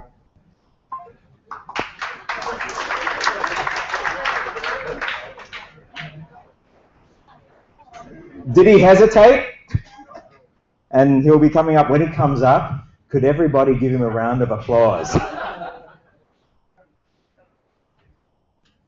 But the other thing that I wanted to highlight with Paul too, there's one thing that really got stuck was the ngong, and it was coming out as a nyong yung tamngan. And so can you say this tamngan again? Tamngan. Look at that. Give a round of applause. How many people have an issue here with the ngong? Who's just said that? Was that you? Who said that? Ngong. Let me try. Yes, Grant. Can you try it for me? And Grant is a Russian speaker? No? It's being broadcast. But ngong is a sound, and this is a sound that Paul struggled with for weeks, but now you physically know how to produce it, right? Yeah. How do you do it? Can you explain it? Oh, how to Speak into the microphone. How to explain it? It's at the back of the throat. Yeah. So it's like nan. It's like I can actually feel it. It's more what Stuart taught me was actually where to feel it in my throat, which no one had ever told me before. Like where to feel it. Like it's here. Like nan. Like I'm putting it in there. The pizza guy. Hello ครับ สวัสดีครับ สวัสดีครับ อันนี้ไม่ทราบว่าได้สั่งพิซซ่าหรือเปล่าครับ ครับเมื่อกี้โทรมานะครับตอนนี้อยู่ชั้น 9นะครับอยู่โรงแรม Aloft นะครับ ลงมารับที่โรง ไม่ครับก็ขึ้นมาเลยครับชั้น 9นะครับเดี๋ยวบอกพนักงาน โอเคครับ ขึ้นมาเลยครับ Sometimes you gotta be firm. Sorry? Maybe have no card for the lift. You don't need a lift for level 9. Justin, are you there? Justin เขาลงไปข้างล่างป่ะครับ Okay, we've got the GM here, so I think you'll be able to allow him up. Okay, but this was a great thing. This was impossible for Paul to do, I can tell you, about 4 weeks ago. Yeah. And for a couple of weeks, we said that this is the first time I've heard him pull off the ngan without the coaching, so that's fantastic. Thank you. I think the other problem was I didn't actually realize the difference. Like I didn't even realize I was doing it wrong, like to fix it. And that's a big thing. Sometimes we don't even realize that what we need to change. You think you've got it right. So I just want to thank Paul. Thank you. You've both gone through the online cracking Thai fundamental stuff too, because all the stuff. Woo! เชิญเลยครับส่งพิซซ่านะครับช่วยเอาพิซซ่ามาวางนี่เลยครับมาข้างหน้าเลยครับมาข้างหน้าเลยครับเอาพิซซ่ามาวางตรงนี้เลยครับตบมือครับ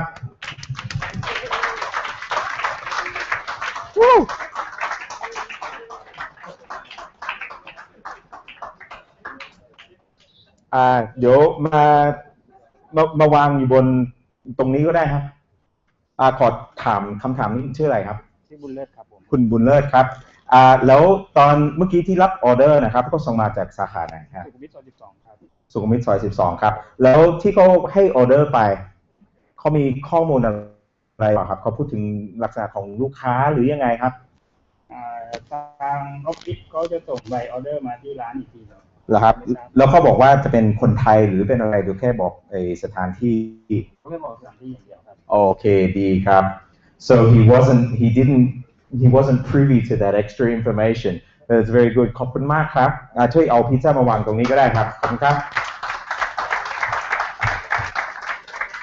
Okay, so basically what Paul's been going through my stuff online, Glossika stuff and other stuff, and we'll be showing you some things. But also it's his whole program and it's his whole way of thinking that you've said that and you're actually changing all those bad habits you formed over the years and learning to retrain your body. I think that's it in your thinking. Fantastic. Please put your hands up for Paul Garrigan. Thank you. That was awesome, Paul. Thank you. เดี๋ยวช่วยถอดไมโครโฟนที่เขาแล้วก็ติดตั้งให้ไมค์ and so now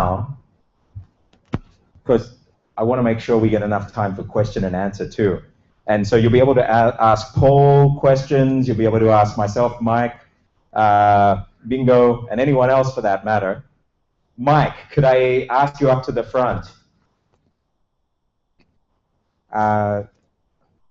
要装这个麦克。这有没有会说中文的人吗？会，几位 ，if you did 什么语言都会講，這個人很好厲害。廣東話識講啊？係，客家話識講冇 ？No Hakka. Yeah, I think Hakka. Hokkien. Hokkien. Has anybody here ever heard of Hokkien? Hokkien? Minangwa. Yeah. There's a lot of names for Hokkien. Not that it's really relevant to learning Thai or Thailand, but I think that there's an important point here is that over the years I've acquired this language Hokkien. I've been residing in Taiwan for almost 20 years, and the language is not written, it's only spoken, and so there are very limited resources for learning how to read and write this. Nobody reads and writes it, there's no point. It's a language for communication. 70 to 80% of the Taiwanese people speak it on a regular basis. It's spoken in offices and meetings. It's mixed in with Mandarin all the time. So Mandarin is the standard language for Taiwan. But I tell a lot of the Farang that come to, we call them Waiguoren, who come to Taiwan, that learning Mandarin itself won't really help you be able to do business in all aspects of life there. So it's that the problem comes into like, well, how do you learn a language that is not written down in any books? Sure, you can go buy some dictionaries for it, but then the dictionaries and all their pronunciations are completely different than how the language is actually spoken. You see, when they write the language down with all the tones, they record it with 8 tones. But when they speak the language, those 8 tones turn into 15 tones. So you think you got it hard with Thai? Okay, so what happens when you learn a language that has 8 phonemic tones, 15 phonetic tones? By the way, did I tell you my name is Mike Campbell? Right, what I just said was my name in a phonemic pronunciation. You're like, wait, aren't you? Well, that's the phonetic, what we say. The way the name is written is Campbell, right? And that's what you see written on the page. But when we speak, we say Campbell. You know, there's little parts, the B and the P, they get combined together, and we say the ending of the word like we would say little. Okay, so those are things that just peculiarities with English. So correct me if I'm wrong if I'm saying the word Bai Tamngan. Did I say that right? Bai Tamngan. It's actually I'm a complete beginner at Thai. I've seen the IPA written out for it. ไปทำงาน ไปทำงาน It's a long งาน Okay, so I gotta, but how is my NG sound there? NG sound is good. All right, so well, I have a method. I've been teaching English for many years, and we have this similar problem with learning English, believe it or not. Any of you guys ever tried going to karaoke? Any of you singing? Yeah, okay. It's kind of popular in Asia, but if you go out and you go singing a lot, you end up, any of you go singing a lot?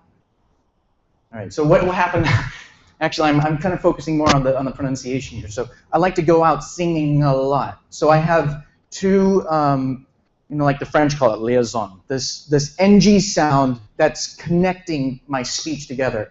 I'm singing a lot. Now if you can connect your syllables where you have a consonant and vowel, now, you probably don't even realize that you're saying this all the time if you're a native speaker of English. A lot of Asian speakers of English, they separate their syllables a little bit, and I work with them on trying to get their speech connected. So, singing a lot, singing a lot. Try that, everybody. I like to go to karaoke, and I like, you know, singing a lot. There you go. So, you kind of get that NG coming out naturally there. So, just like Stu was saying earlier, Dennis's mother and Dennis and their conversation between each other, try to use some, you know, those little language hacks to help you remember how you actually, because you actually have the sounds yourself in your own language. All right, so getting back to Hokkien here. Those 15 tones, it's not a written language, so what happens here? the thing is that with learning languages, one of the big questions I've seen among the Thai learning community is that learning the script. Learning the script, it has to be absolutely done. If you don't learn a script, you can't learn how to speak Thai correctly. Well, I have a little bit of argument against that because I've learned a language that if you write it down in Chinese characters, you still can't pronounce it. Well, Chinese is kind of like that to begin with. So learning how to read the language doesn't necessarily mean that you are going to speak it correctly. And the difference between the phonemic and the phonetic. So with the Glossika mass sentence method, I'm not going to talk about Glossika in particular, I'm going to talk about the methodology. What is mass sentences? I'm going to break it down into 3 parts. Number 1 is pronunciation. Number 2 is syntax. Syntax has to do with word order. And number 3 is vocabulary. A lot of people get it wrong in language learning and thinking that the reason why I don't understand is I don't have enough vocabulary. I can't express myself is because I don't have enough vocabulary. Well, actually, all that stuff comes a little bit easier once you've got language down in here. Okay, so what you really need to focus on is the syntax, the word order, which has to do a lot with like collocations, how words go together.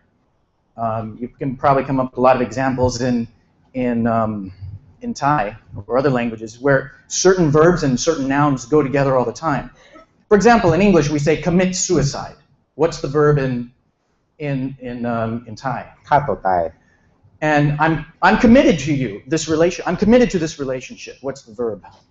If you're committed to a relationship, that's hard to find in Thai. But same Chinese, because that tends to be a problem. Yeah, but you'd probably say that ซื่อสัตย์ or จงรักภักดี Or put another way, I'm committed to this project. Yep. Or is commitment just a problem? Well, commitment, but you could say somebody was in mark, because the actual word to commit, you have the word, but you wouldn't really use it. So you're committed to the thing. So in English we say, we have a pair of words like do magic. But in Chinese you can't say do magic. You have to say like change or produce.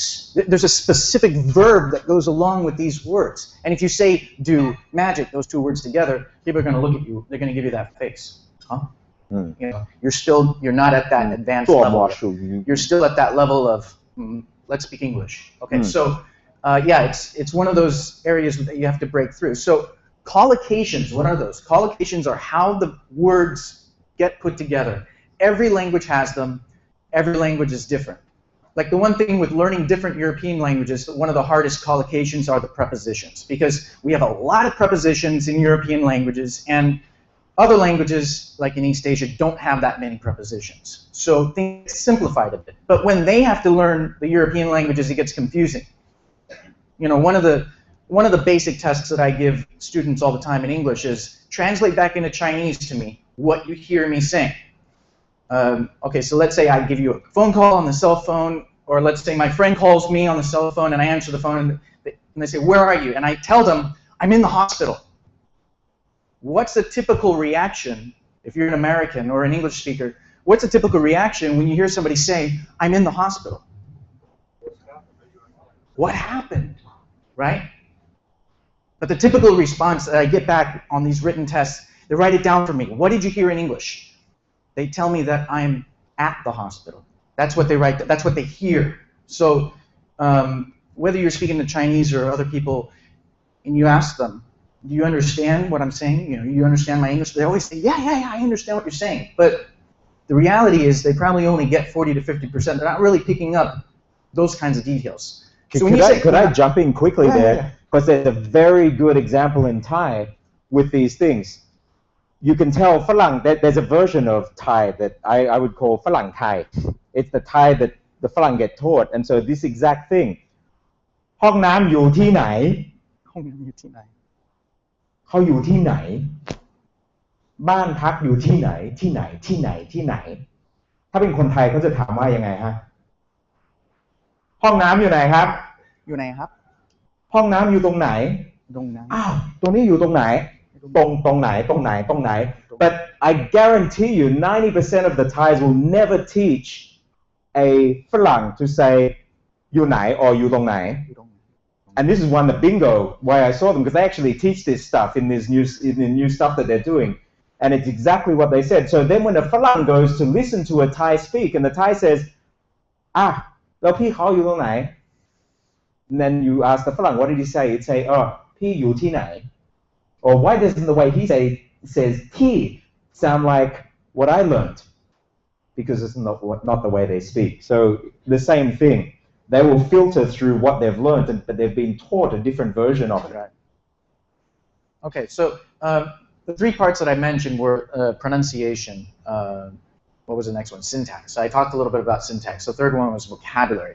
But let me go back and talk about pronunciation a bit, because with Asian languages, you have a lot of these differences with the aspiration and unaspirated sounds. Okay, so same thing is true in Chinese. So this isn't really, I would say that it's true in most languages. Okay, so let's jump back to Europe, because we have a lot of people here that are speakers of Indo-European languages, which English is. So does English have the difference of aspiration, this aspiration? So when we talk about phonemic and phonetic, we're talking about what's actually written on paper.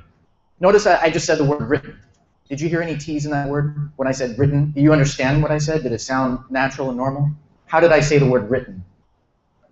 Here's an allophone. It's a way I pronounce the T. Now, if you speak in RP from Britain, you might actually over-aspirate those T's. Okay. Britain. Where are you from? I'm from Britain. Oh, right. Now, if you speak with more of a Cockney accent, you'd probably say, I'm from Britain. You ever heard of Britain, right? What do you think you're talking about? From Britain? Right. Can anybody translate what he said into English? He said, we'll get to that a little bit later. Okay. All right. So this T, this difference, I would say, I have an important meeting. Now, did you hear the letter T when I said meeting? Or did you hear a flap sound? This reminds me of something an astronomer once told me. He said, it's really strange because when you teach astronomy, everybody knows that planets go around, the suns in circles, right? But when you actually look up into space and you observe what's really happening, you're not in a position to see them going in circles. What you see is a planet going like this, and then it doubles back, and it keeps going. So the underlying theme is that these things move in circles, and that's how they teach it. And that's how everybody understands astronomy and how it works, right? The Earth goes around in circles, right? But that's not what we actually see, which is visible to us. So the same thing happens in language, and it happens in genetics, and it happens in biology and chemistry. What is actually observable and what is the science, the underlying science behind it, is different. We write and transcribe languages down with alphabets because we're writing the underlying principles for how that language is spoken, which means that he can speak in Australian, I can speak in American, he can speak in British or even Cockney or Scottish, whatever. And we all use the same, writing system, which is more or less how we pronounce the words, but we have our own ways of pronouncing it. So the writing system itself, it goes above and beyond the dialects that are involved. And we can all use our own allophones or different pronunciations of T, and we all recognize those as T's. But actually, when we were in school, our teacher never told us that. I remember being in school when I was a little kid, and we'd read out this word. I always say important, and why are there T's in that word? Important. I never actually said the word like that before. So even from the very beginning, I just noticed something was amiss. Something was a little bit strange about this. It wasn't until actually I read more books about this later and started learning other languages that I realized what that difference was. So when we're speaking English, if you speak English like I do, or you listen to other Americans, you'll notice that in our weak syllables, all of our P, T, and Ks lose the aspiration. So when I say the word empty, I'm not saying empty. Now, if you're a British speaker speaking in RP, you might actually say it like that, but that's not how I say it. I say empty. And when I say T, there's no aspiration on that T. How many of you here say the word empty exactly like how I do with no aspiration? Raise your hand. Empty. Do you say the aspirated? You say empty. Right? Where are you from? You're British. Okay, so like I said, you know, some British speakers. Anybody here say it like that? Empty. Empty. Right. So if you, and this is the thing, people like to think that they pronounce it away, but if you actually catch a candid version of them saying it, it's empty. It's empty, and that doesn't sound strange. It's just the way that we would say it. It's only strange in the fact that I'm saying it. Well, you know, it's another example of that is how NT and TN operate in English. For example, I never in my life have ever said the word wanted with the T pronounced like that. Nor would I say plenty or 20. My NTs are always in those syllables that are weak syllables are always collapsed down to an N sound. So I say wanted. Yeah, I wanted to go see some friends last night, but I didn't have enough money. Did you have plenty of money? No, I didn't have enough money on me. So whatever. So you know, you say plenty. I got 20 bucks on me. So well, let's just so we can watch the time here. Let's pull this into Thai then. And how does that relate to? How many people think it's important to read Thai from the beginning? How many people think it's not important to read Thai from the beginning?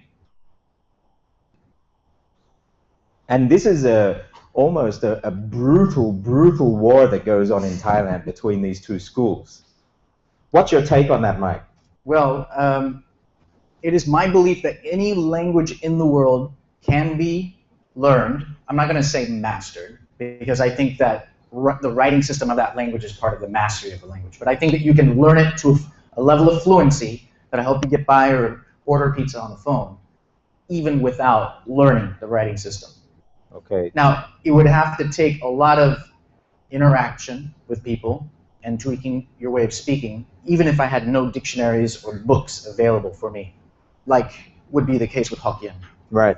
And my take on it is this. For many years, I resisted putting any kinds of transliteration in my stuff, because my principle is if you can read it, the Thai letters are actually fit like a glove to the sounds of the Thai language. But my main thing is being able to understand then what your mouth is doing. If you can use any other system and still understand what your mouth is doing and how to pronounce these sounds, well then the actual learning to write, it's going to have a less of a in being able to use the internet, get on and find sources, increase your vocabulary through reading and doing other things. But it's not essential fluent speaking if you know other ways of being able to work out how your muscles can be formed over those sounds. The fact of the matter is, it's 100 times easier to learn any writing, even Chinese, if you already know what those words are. It means that if I already know that vocabulary and I use it and it's part of me, when I learn, oh, that word says tamngan, I'm going to be able to recognize the letters in that word a lot than if I didn't know what tamngan is, and then I had to like figure out, oh, te, and oh, you know, and I have to figure it out letter by letter, and then I'm like, well, what is tamngan? Am I saying that right? You know, then you kind of like guess working it through, because you don't actually connect it with something you already know. So when you already speak the language, or you already know these words, learning how to read it becomes very much easier. So could you tell us now then, because so we can push onto this then, how does the Glossika, or how does mass sentence and the sentence repetition work then in implementing this? All right, so I mentioned a few things already. So the syntax of it, you need to have how the native speaker actually uses the vocabulary in this language. Learn more vocabulary. There's a paper written by Stephen Krashen many years ago about comprehensible input.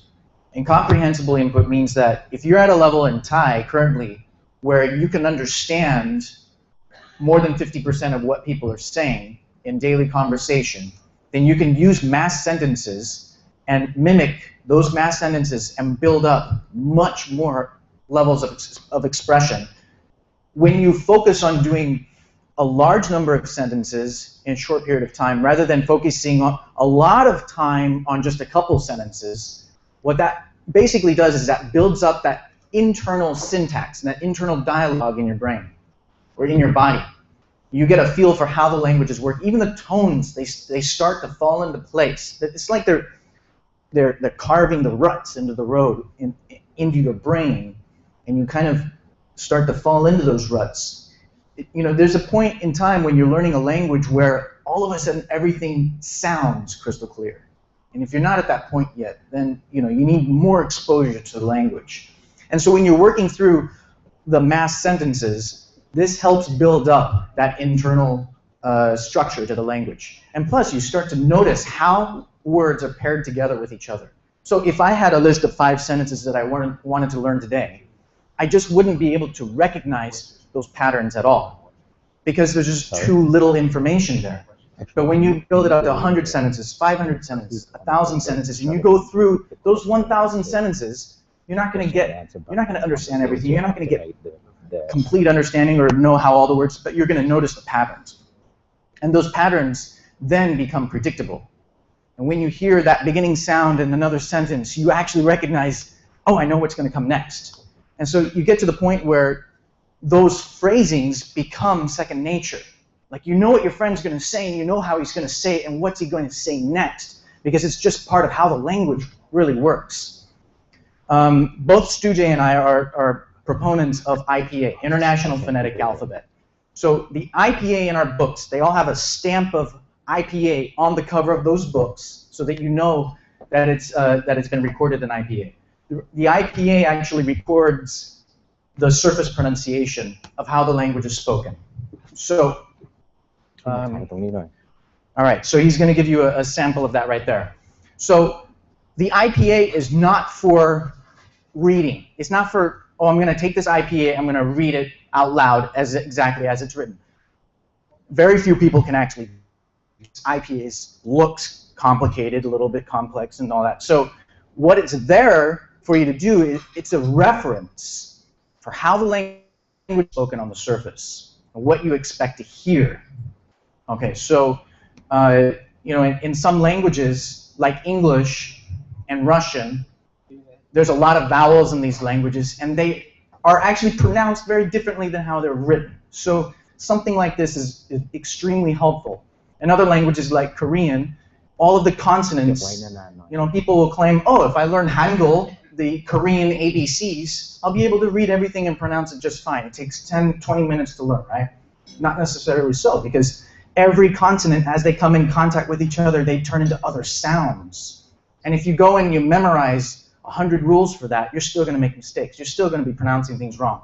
So the idea is to understand, and like we were talking about earlier, is that you're actually aware that these sounds exist, or these tonal changes exist, or these consonant changes exist, and you start to recognize those changes, and then you start to build up those patterns. So, Mike, could I just ask you? So we're going to do that, but I've got one here, and rather than talking more about it, let's actually use this, and I'll show you what some of these Glossika sentences.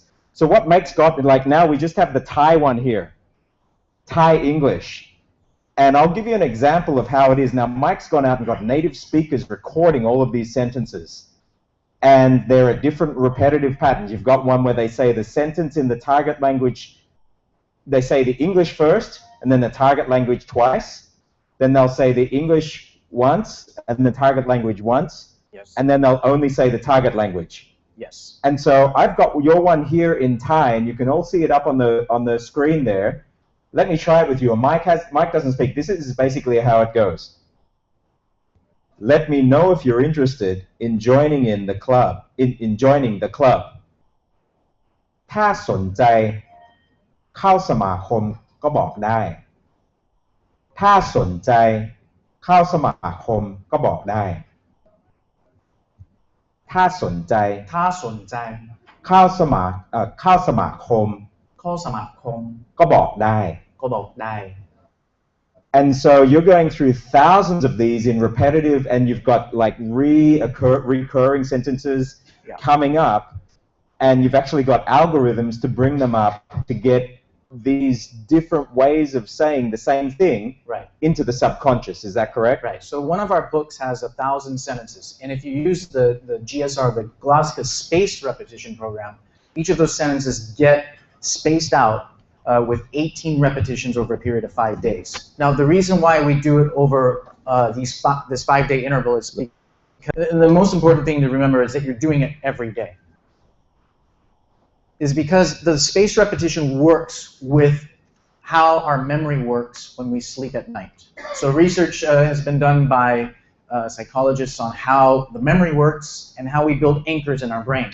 So every memory that we have in our brain has anchors, which means that those anchors are linked by our 5 senses. Okay, so someday you might be walking down the road and you smell something that smells like your mother's cooking from when you were a kid, and all of a sudden it'll bring back a flood of memories. It's that kind of thing. That one little anchor can help you recall lots of other memories.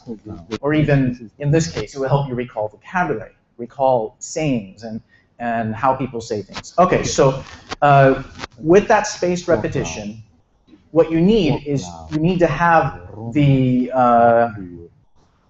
need to be exposed to the language and those same sentences over a period of several days, and actively be repeating those. So that, in effect, builds it into that internal syntax. Now see, he just said a sentence to me that I have no idea what I'm saying. I mean, that's what, book 3? Yeah, this is book 3, so it's getting very advanced now. I wouldn't be able, if you start from book 1, basically the sentences are, I'm hungry, I'm not hungry, I'm going to work, are you at home? And so a lot of these sentences are using, I'm at a place or I'm not at a place. And then I'll give you, this is a sample of 2,833 sentence. I don't remember which that But this is actually a pretty relevant sentence for everyday life here in Thailand. The police are still trying to determine who was responsible for the murders. Okay, well, I think a lot of people have a question about why do I include certain kind of sentences in there? And the Glossika courses are actually cultural independent, which means that I'm building them for as many languages as I can around the world. But they are relevant to our real life situations. For example, in book 3, we include a lot of sort of like dialogues that deal with describing a situation. And normally those situations deal with, if you run into the police and you have to describe what you saw happen to the policeman. I might have seen an accident happen, or I might have seen something else happen. And you might have to describe it to somebody else. So one of the easiest ways to do that is describing a scene like how a journalist would write. And so that's part of learning how to express yourself in a language. Could I also say, though, I mentioned about the recurrence of things coming up from the beginning. After that, you have one, I was both tired and hungry when I got home. เราทั้งเหนื่อยทั้งหิวตอนถึงบ้าน See, I know Hugh, that one. Yeah, so เราทั้งเหนื่อยทั้งหิวตอนถึงบ้าน. So these sentences from the very beginning keep getting sprinkled through and through, so you keep getting these recurring patterns. And so some people ask me why, there isn't a whole lot of vocabulary that's taught in this course. Well, actually, the idea here is not to give you a lot of vocabulary. It's help you to build up the internal language structure of the language with as little vocabulary as possible. But we're also using that n+1, which means hopefully you understand 80% what's in the sentence or 90%, but we're adding something new along the way. So you are naturally building up a larger vocabulary so that by the time you get to book 3, you understand, police and what's happening in that scene. So that's a gradual, progression. And it goes the other way. So this is English, American English for native Thai speakers. And so we've got a Russian one back there. The Russian one is here. Oh, he's got it. Oh. Yeah, looking through it. But the beauty of this is you can go over. But I think to wrap this up, I wanted to say what Mike and I do. We love languages. We're polyglots. We get into the linguistics of it. But when we're learning a new language, we will go and source out. Like when I was learning Burmese last year, because I ran out of books, I bought a flight. We traveled over to Yangon, and I just went through the bookstores. I came back with about 40, 50 books. And I went through those books. I mined the sentences. I learned how to read and write. and I got all those sentences down, I mixed them, I started making patterns in my mind. I asked native speakers, I went into the hotel and I asked all the staff in the hotel to take 3 or 4 paragraphs and just spent over the few days, write them in their handwriting and record them for me. What Mike has done, he's mined all these sentences through millions and millions of sentences, mined similar ways of saying the same thing, so you get all different ways, not just one like a phrase book. And so basically what he's done is how we learn languages, he's put it into a systematic way. Yeah, I mean, if you look at a language and you look at how many different type of sentence structures are there, there's sort of there's actually a never-ending number of them, but there is a limit, you know, maybe 90–95% of all the sentence structures. I'm trying to find out what those are. It's sort of a meta structure. It's like the code, right? And we're trying to find out what those are and put them in the course, and then we're going to put in several sentences in there and swapping the vocabulary out, just as substitution drills, so that you get used to that sentence structure. And the thing is about human language, you know, I'm making these even for Aborigine languages as well, is that every human language expresses the same human life and existence, and that everything is communicable in every language. So if I want to express the if I could, I would, you know, I can say that in an Aborigine language, and I can say that in Chinese, and I can say that in an American Indian language, and everybody has the same human experience. And so it's just an idea of like, how many things do I need to learn how to say, and then how do I say those, and give me some actual real vocabulary. And once I've gone through and practiced those few hundred sentence structures, I'm pretty much at a point where I can now use the language to learn everything else that I need to know. And that's basically how you and I have learned in the past by ourselves.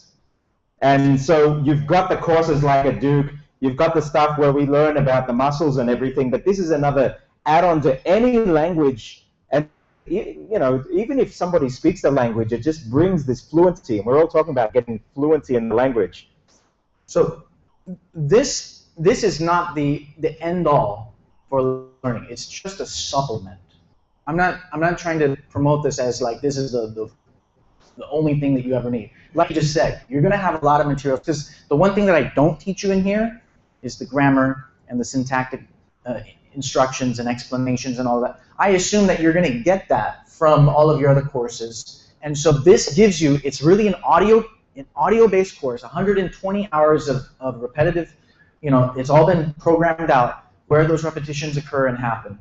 And you go through that step by step, 20 to 30 minutes a day.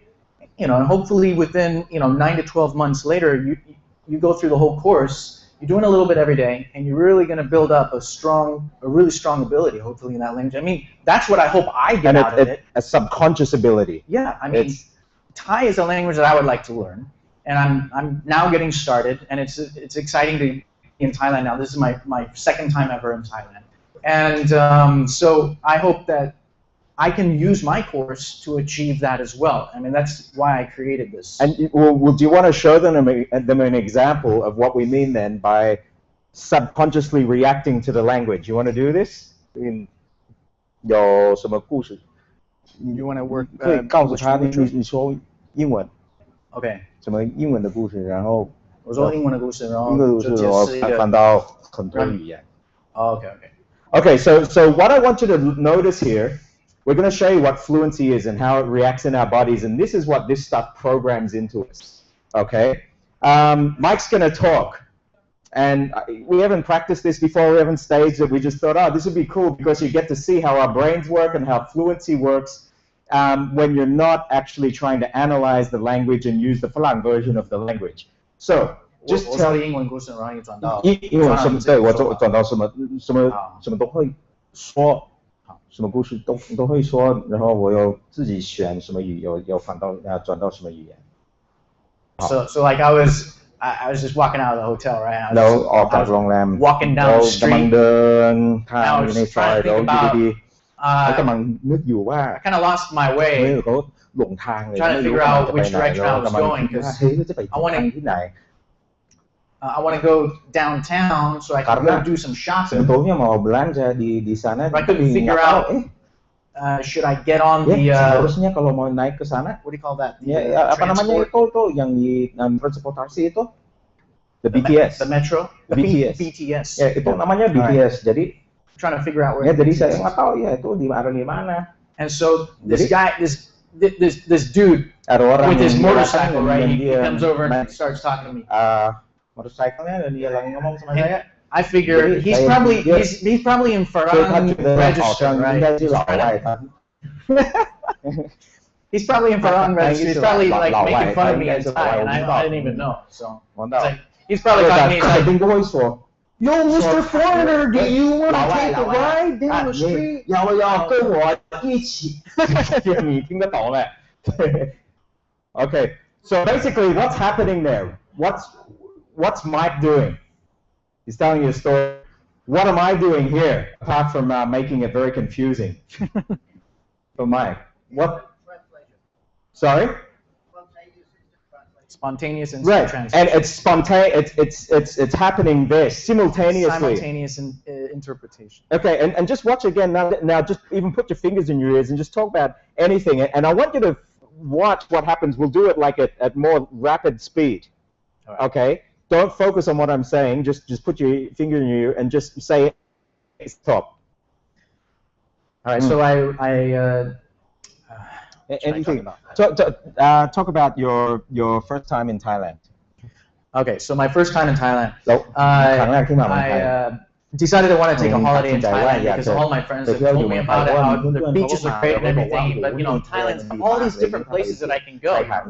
You've got this little Samui and Phuket, and all of these different places where you can have a holiday. So a friend of mine, he's actually from Sweden. He told me, hey, there's this little island you can go try.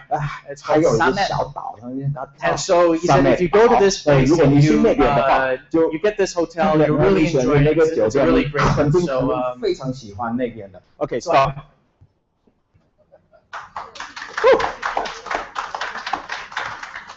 Did I stop to think? I was thinking. You were thinking. Yeah, you're thinking. And when you haven't done this, it's a bit off-putting. But how the hell did that happen? What's going on in here? Huh? The usual, nothing. It's the feeling. It's not. Yeah. It's so not words. What were you saying, Dave? No process. No.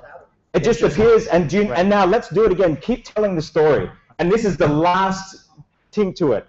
Keep going. Okay, so we arrived and we flew into Bangkok, and I had a really hard time getting through customs. My first time in Thailand, when I went through the customs area, so this was the first time I had to get in. I got in this line, and so when I went in there, I went into that row there, and then I ended up going to another line, and I finally got through. It was like an hour later. You know, it took up to 60 minutes. And then this guy was going to meet me downtown in Bangkok. He was kind of a little bit upset that I didn't get there on time. Angry and a bit irritated at me. Okay, stop. What happened there?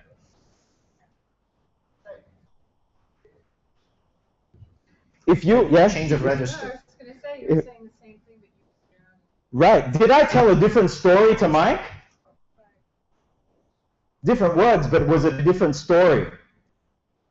And so, to tell you the truth, if you had asked me what words did Mike use, I have no idea. As soon as, in your own way. As soon as he said those words, they just break out to me in images and feelings, and I'm seeing the story as he's telling it. And this is what a lot of language learners need to learn how to do in their own language. Can you retell the story using a different vocabulary, using a different way of saying it? Learn how to say everything you know how to say in 5 or 6 different ways. And this is what this does. Yeah. Because you're learning, like this is what you would call not just substitution, but transformation. Yeah. So what he's done is mined all these sentences, and they're coming up at different times to say the same thing in many different ways. But they're ending up programming into you. So then, and I've actually sat through these in several languages, the Hokkien, the Chinese, and different ones of Mike's, and and subconsciously, it just plants these things in you so you naturally respond in the language as the native speaker would do it. So, this is why I love this stuff. It's only natural that Stuart and I, we both have learned a lot of languages, and we tend to go about it in the same way. We may have different set of languages, but we tend to go about it in the same way. And we really come, it's a meeting of minds here, that what I've done is exactly what he likes, and what he does is exactly what I like. It works because it works. You know? And so I think we can close this bit on the fact that, you know, what I just saw what Mike's created in this thing. I just thought it was phenomenal, because it's what I would normally take months in traveling around buying books, doing myself. He's done it. I want to add something real quick, because there's a lot of languages out there, for example, like Russian or English, and you have to deal with these conjugations and declensions, and then you got the masculine, the feminine, the neuter. And has anybody tried to memorize those tables? Anybody remember seeing any of those from school? You know, French, German, Latin. But you know, the thing is, I now see in the polyglot forums on Facebook, people are arguing about these things. Well, you know, it's masculine because it's a guy type thing, you know. It's, well, no, it's not. You know, all of these things are such elementary, basic knowledge type stuff. It shouldn't even get in the way of you learning a language. In fact, if you're using the mass sentence method, all of that stuff is already built into the sentences. You know, the funny thing is that, you know, Russian has this case called the instrumental, the way in which you do something. Like if I'm traveling by boat, that boat is going to be in the instrumental case, whatever. Okay, so that's the science behind it. But if you always practice saying that sentence by boat with the m ending on your word, and you're always saying it in you don't even have to know that you're using the instrumental or know that you're saying it in that way. You're just used to saying it like, oh, when I do it, I'm doing it by that way. And it comes out naturally. And that's how the kids would have learned. That's exactly how kids learn. Because when kids go to school, their teachers teach them instrumental, and they're like, what's instrumental? What's what you've been saying all along? Oh, that's what you call it. And it's masculine, and that's feminine. Oh, I didn't know that. You know, there's a lot of things that you kind of discover in school that you never really had to think about before. And so that the collocation, the grouping of words together, it gives you a context in which, you know, how those sounds come out naturally. So that's the bottom line. That's why mass sentences, that's why I prefer to use, I learn vocabulary in the context, because by themselves, vocabulary don't really have, they either have too many meanings or they don't have any meaning at all. So you get a context. So I would like to say then, this stuff, we're going to open this up to question and answer, not only here, but to also the people that are listening online and they're watching online.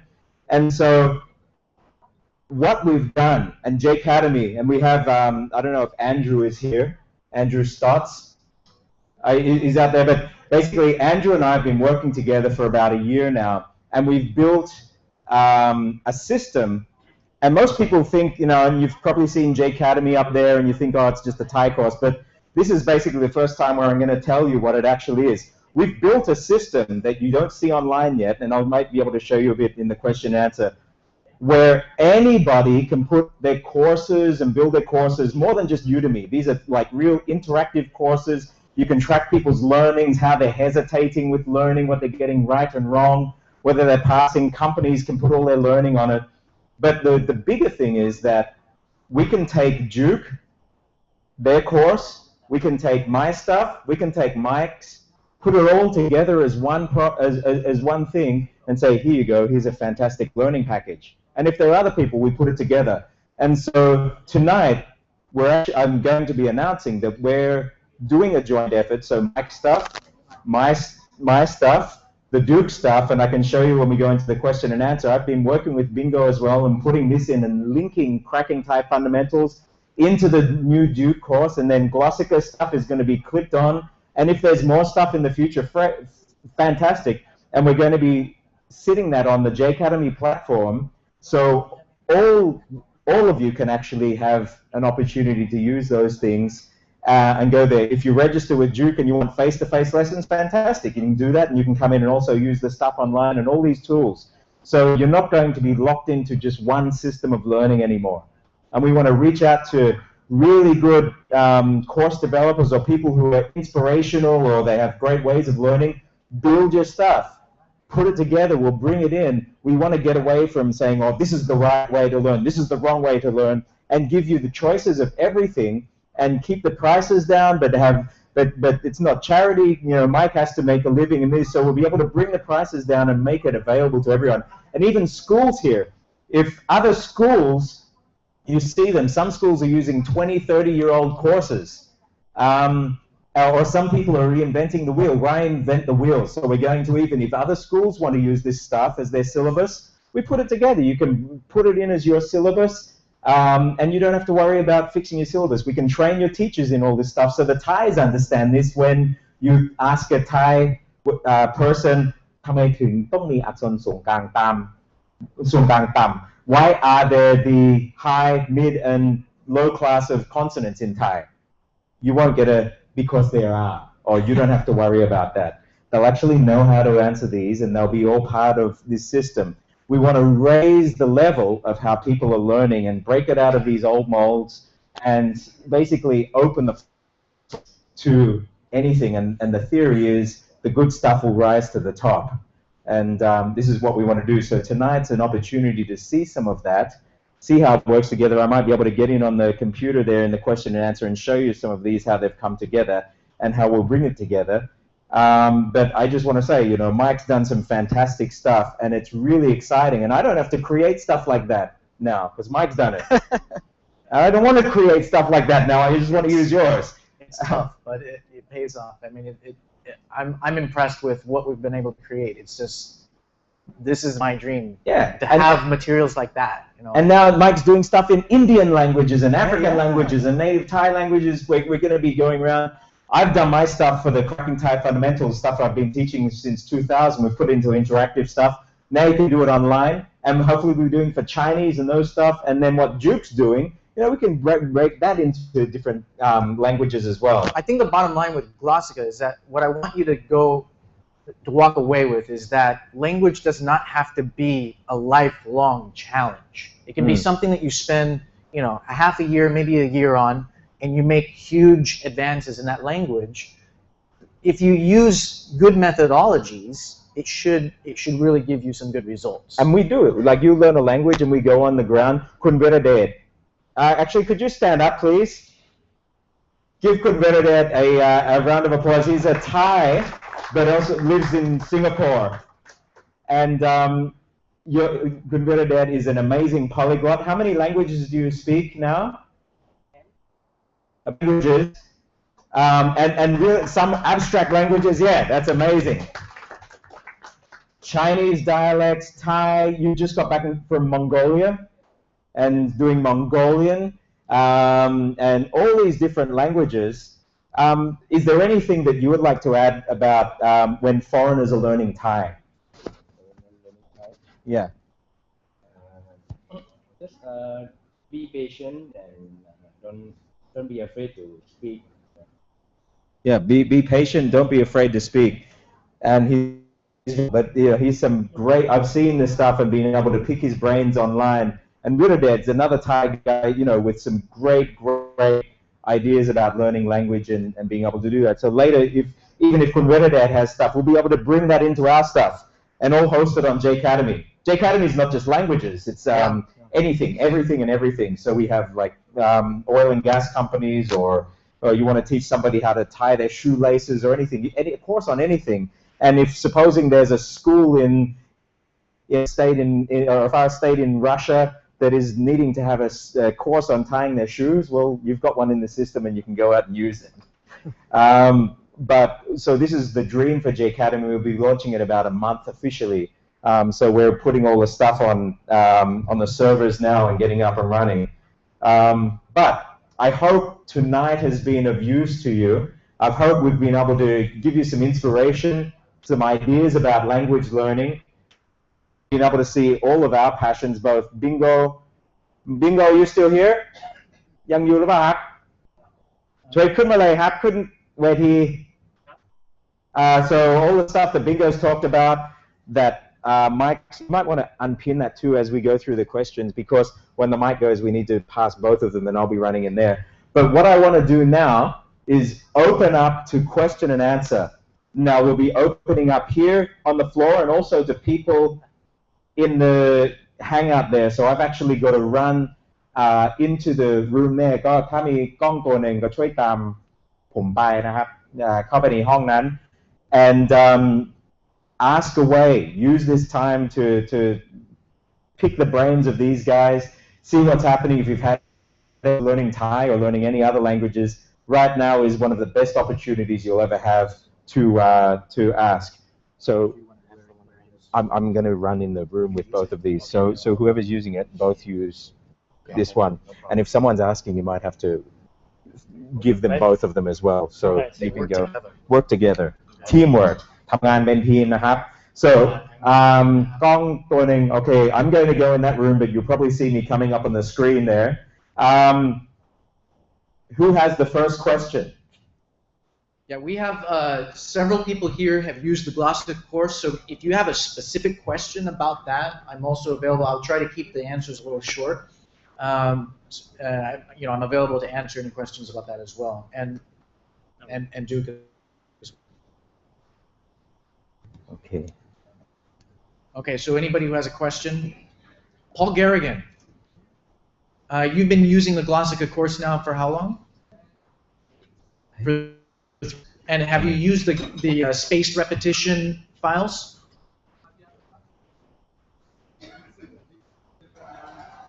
A mix of them. Okay, so we have the mass sentences files that go in linear order, and then the spaced repetition is a little bit slower, but it's doing a lot more repetition. Here, let me bring the microphone over, and then you can share that with everybody. มันไม่ดีเลยมันผิด browser อยู่นี่ So what I've been doing now is using the GMS and the GSR together. Because so I do 2 files of the GSR, so that's 20 new sentences, isn't it? Two files. 2 files. Sorry, yeah, because every file brings in 10. 10, yeah. So I do 2 those per day, and I do the GS as well at the same time. Okay, so the GMS files, I have 50 sentences per. Yeah, but I'm doing 20 sentences of each. I actually started off doing 50, but I just couldn't. Too much. Too much, yeah. And I was getting because I was doing the GMS and the GSR, they were getting 2 out of whack because I was way behind on one. And all right, yeah. So if you do 50 new sentences every day, that can be a little overwhelming because it starts to advance. Do people do that? Do people do the 50 sentences? Have you seen people do it? There are some very aggressive. I mean, the thing is that what we provide in the Glossika package are a lot of different ways that you can tackle this, and you set up your own study schedule. So I've seen people they try to do 50 sentences. I personally, I'm too busy. But you know, doing 50 sentences a day can be really tough. And then there are some people out there that go through all 1,000 of them in a book, and they will rotate through them on a weekly basis. I actually like that idea because that's kind of the mass sentences, that you're picking up the patterns from a larger set, rather than just focusing on just 5 or 10 sentences at a time. One thing I wanted to ask you, Mike. You sort of say, we're not there to memorize. Yeah, just don't memorize anything. How do you know when you sort of had enough of the sentence to move on? If you've done 50, how do you know that you've had enough of it? Have you been trying to memorize any of the sentences as you go? I've been trying to, but like, how do you know? Like, if I only remember say 10 sentences from 50, should I still move on? It's kind of like that internal because all of the sentences, they don't belong to a specific dialogue. But you can create all of your own dialogues from the samples that are there. So what I found is that if I'm doing the spaced repetition and I'm doing it over, you know, a cycle, which is maybe 1 a day, or like you're doing 2 a day, then what happens is that I can wake up in the morning with that internal dialogue happening in my head. I can almost hear, for example, if I'm doing Thai, I can hear those Thai speakers that are recorded in there saying these sentences as I wake up. You know, the language sounds fresh in my head. So the thing is that I'm getting to a point where I'm starting to recognize the sounds and the vocabulary and the words that are being said. Now, moving that over to active ability is something different, and you have to keep going with mimicking the sentences as you go along. So it's always harder to produce than it is to understand. But I think the first step is understanding, and you're able to break down the sentence and identify the parts. Okay. So your question again was, do I need to memorize the sentences? And I think that if you're getting that internal dialogue and you're hearing those sentences when you're not listening to the recordings, memorize, so they become internal. You know the B files, you say do the B files as a sort of review. Yes. So if you say get half of them, you don't really feel comfortable with half of them, should you still move on? Okay, so I provide in the GMS package a set of files where we cue you with your mother language, in this case English, and then there's a long space, maybe 5 seconds, where you're supposed to come up with the target language and say it before, and then we'll actually give you the answer with the speaker coming on. Okay, so in that space there, you're supposed to try to come up with the sentence, right? And so you found at that point. That's probably because those B files are like an interpretation training. So it's really tough. Okay, even I can't cover all of that. Yes? Guys, can I jump in here? So we're going to try and get through these next questions. We have a ton of questions coming in online. Okay, great. Okay. And so this first question, so if you and Bingo could work in tag team there, we have a question here from Keith online, and I think you can see it up on the screen. It says, Bingo, how closely are your teachers expected to follow the course book? Can that not lead to some kind of problems that you've outlined earlier? How will the teachers adapt to the skill sets of the students? Well, technically, these course books are used at Duke Language School, but when the course books are available in the market, then the teachers actually have to be trained by us. They have to get our staff to tell them, to train them that what's the focus of the books, and what approaches that we use to the book, and effectively how to be trained by us. So that's how the course works. Okay, and we also have another question up there for you, Bingo. Hello? Does Duke Language School provide intensive courses for people that are only on holiday in Bangkok for a few weeks? Something like a 3-hour in the morning, 3-hour in the afternoon each day kind of course. Could you repeat it one more time? Does Duke School provide intensive courses for people that are on holidays in Bangkok? Well, we got intensive courses every month, and one cycle is about 20 days. So, in fact, these course books are specifically designed for intensive courses. So, there are 15 chapters per each course, and that lasts for 12 days. So, what you do is you do 5 lessons and then review another 5, review another 5. The last 2 days are basically free activities or whatever the teachers think that the student need to work on. So, in fact, this course should be, per one book, it should be finished within 1 month, 3 weeks or 4 weeks. But even if they don't have like the whole month to learn every single day, you can selectively choose to learn what's more relevant to you. Like if you only want to learn how to order, then you can choose to learn those chapters because they're quite independent from one another. Of course, the vocab and the vocab and some grammar points are based on the previous lesson. I mean, students can do their own study can do their own study if they think that they don't need to learn, for example, how to ask for price because they already know.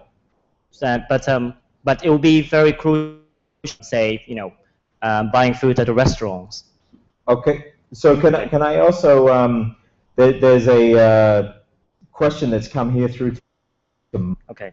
Let me just put it up here.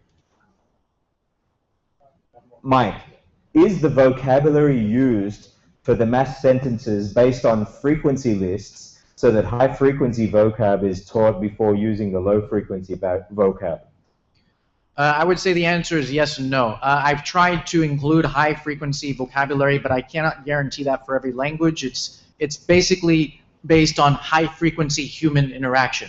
So since I'm making something that is independent of individual languages, I find that some way of saying things, they require a different expressive construction in another language. We don't translate things directly word for word. we try to find the most natural way of expressing it. So what I'm specifically are, what are the most common human interactive type of situations?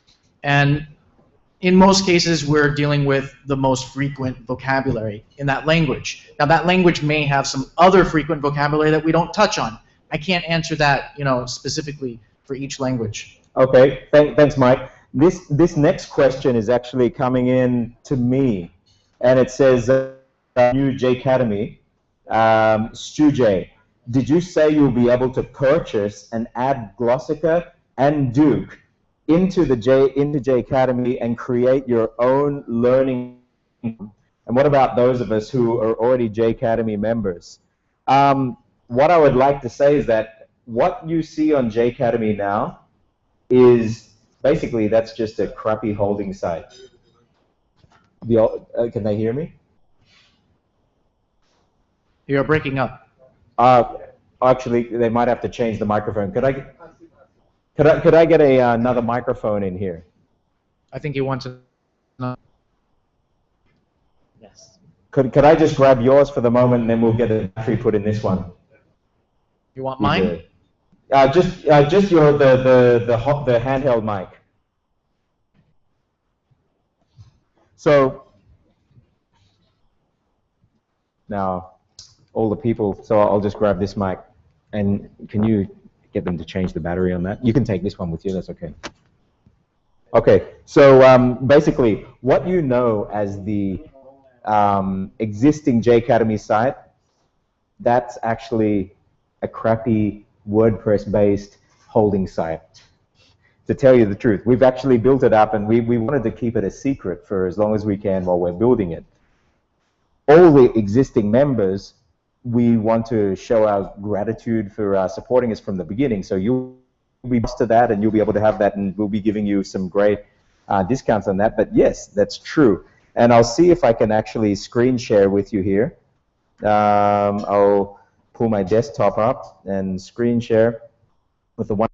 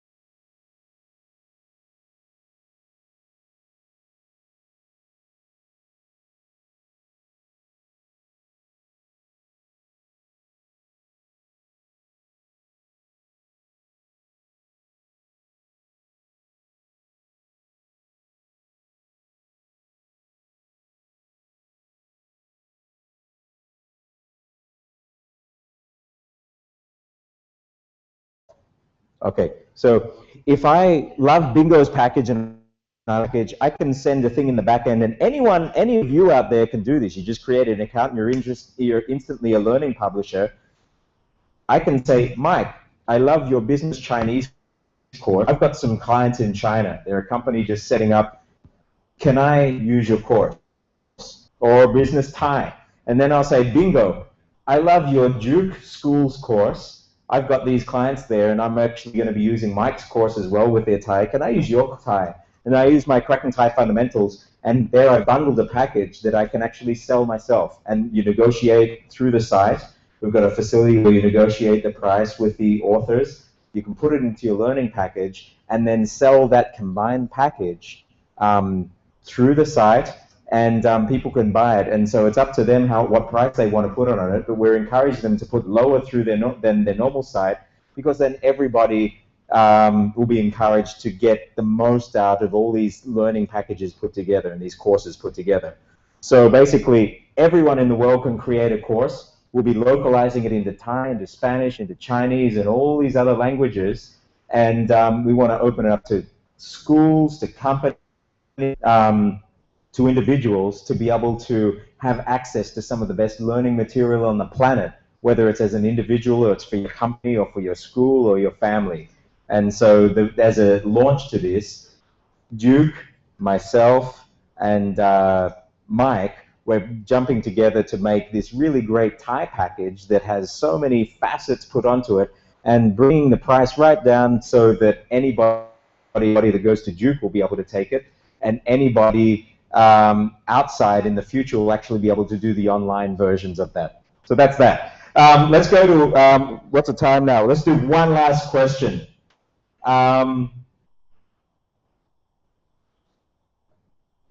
me pull here. Okay, here's one. This one's for Mike and for Duke. Are you ready? It's been my experience that spaced repetition is quite boring. How does Duke Thai feel about potentially adding spaced repetition to their curriculum? So the microphone is on and off. The thing, it must be the signal. So I'll come out on this one. Okay. I think it must be the signal. So basically the question is, Duke and Mike, some people's experience is that spaced repetition is boring.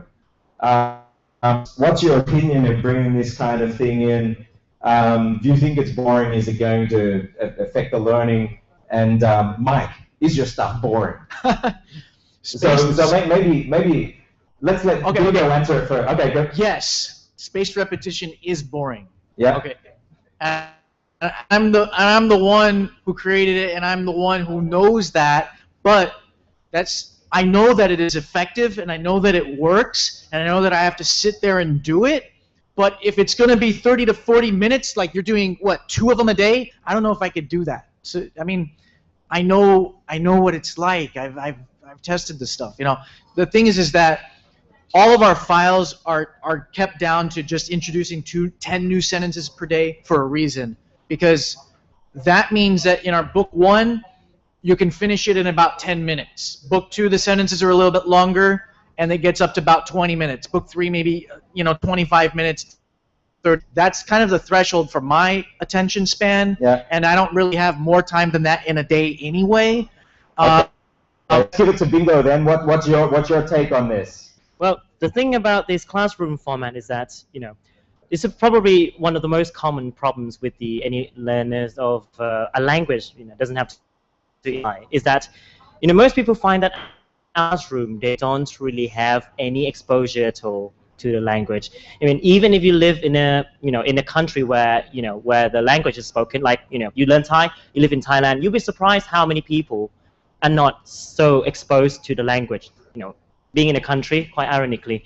So this is why I think that the spaced repetition or the mass sentence method comes into play, because then outside of the classroom, even without sufficient interaction with the native speakers themselves, students can still keep on being exposed to the language outside of the classroom. because frankly, turn up in a classroom like for 2 hours a week is not going to help you speak Thai. And can I just add on to that too? And so people know, this partnership doesn't mean that in the classroom you're going to be doing the spaced repetition, or doesn't mean in the classroom you're going to be doing my stuff. You're going to be doing the Duke course, but these are plugins, and we've actually woven it into the course. So when you go home, these are all the supplementary stuff that is going to answer all the questions you have. That's going to take the burden off the teacher's shoulders in the classroom. And the theory is, and we were actually doing some tests. We have I think about 10 people that we're going to be doing as tests to see, does it increase their enthusiasm in the language? Does it reduce drop-offs in people saying, forget it, I don't want to learn anymore? And I believe that having these things answered and having these other facilities in the language and opportunities outside of the classroom, because that's how I learn language, I think that's how Mike learns language, we're now giving the opportunity to be able to do that for people that seriously want to learn Thai. Yeah, and the thing is that what Stu Jay has created, I've seen it, I'm just mind blown. This is really, really amazing stuff. He hasn't launched what you're able to see yet. The thing is that plug the Glossika GMS and the spaced repetition, the GSR, into his platform, I seriously believe it's going to drop the the kind of boringness about it. And like I said, I try to keep those files short enough so that your attention span is still there for the 15-20 minutes. But when you add it together with his system, you get that interactive sort of game playing thing where, like, how many points have I got? How many have I completed? How many steps do I need to go? And it keeps track of it's a whole management system. Not only that too, we can actually track who's getting certain things wrong and target specific coaching to those people. And we know which sentences will be particular problems for a lot of learners, and we'll be able to even make enhanced, better versions of that product in the future, because based on that feedback we get from every learner. So then when they go into Bingo's class at Duke, all that stuff's happened in their out of class time. And so they go into the class and they basically have their learning put on steroids. So their teacher's job is going to be made much easier in the classroom. So the learning materials that we've worked to add some bits in, and Bingo's done a fantastic job in developing this stuff. It's like putting, is it a teaspoon of sugar helps the medicine go down? It's going to make it much, much easier to take in and digest. So I think we're going to wrap up there for the evening. It's just past 9 o'clock. This is our first broadcasting with this broadcast through Google Hangouts live on air and coming through here. Thank you all for attending and showing your interest. It's been a pleasure to have you. We still have some food and stuff here. Feel free to come, speak to us, ask questions after it. We're going to turn the Hangout off in a minute. But I'd like to thank you and thank all the viewers online that have been there and the people that are watching this in the future, because it's going to be up online. You'll be able to go through, and we'll send the link out so you can click and watch the video of it. And hopefully this is the one of many to come, and many collaborations with these guys and other people out there too, all around the world. Thank you very much, guys. ขอบคุณมากครับ ขอบคุณครับ ขอบคุณครับ สวัสดีครับ Thank you. Group shot.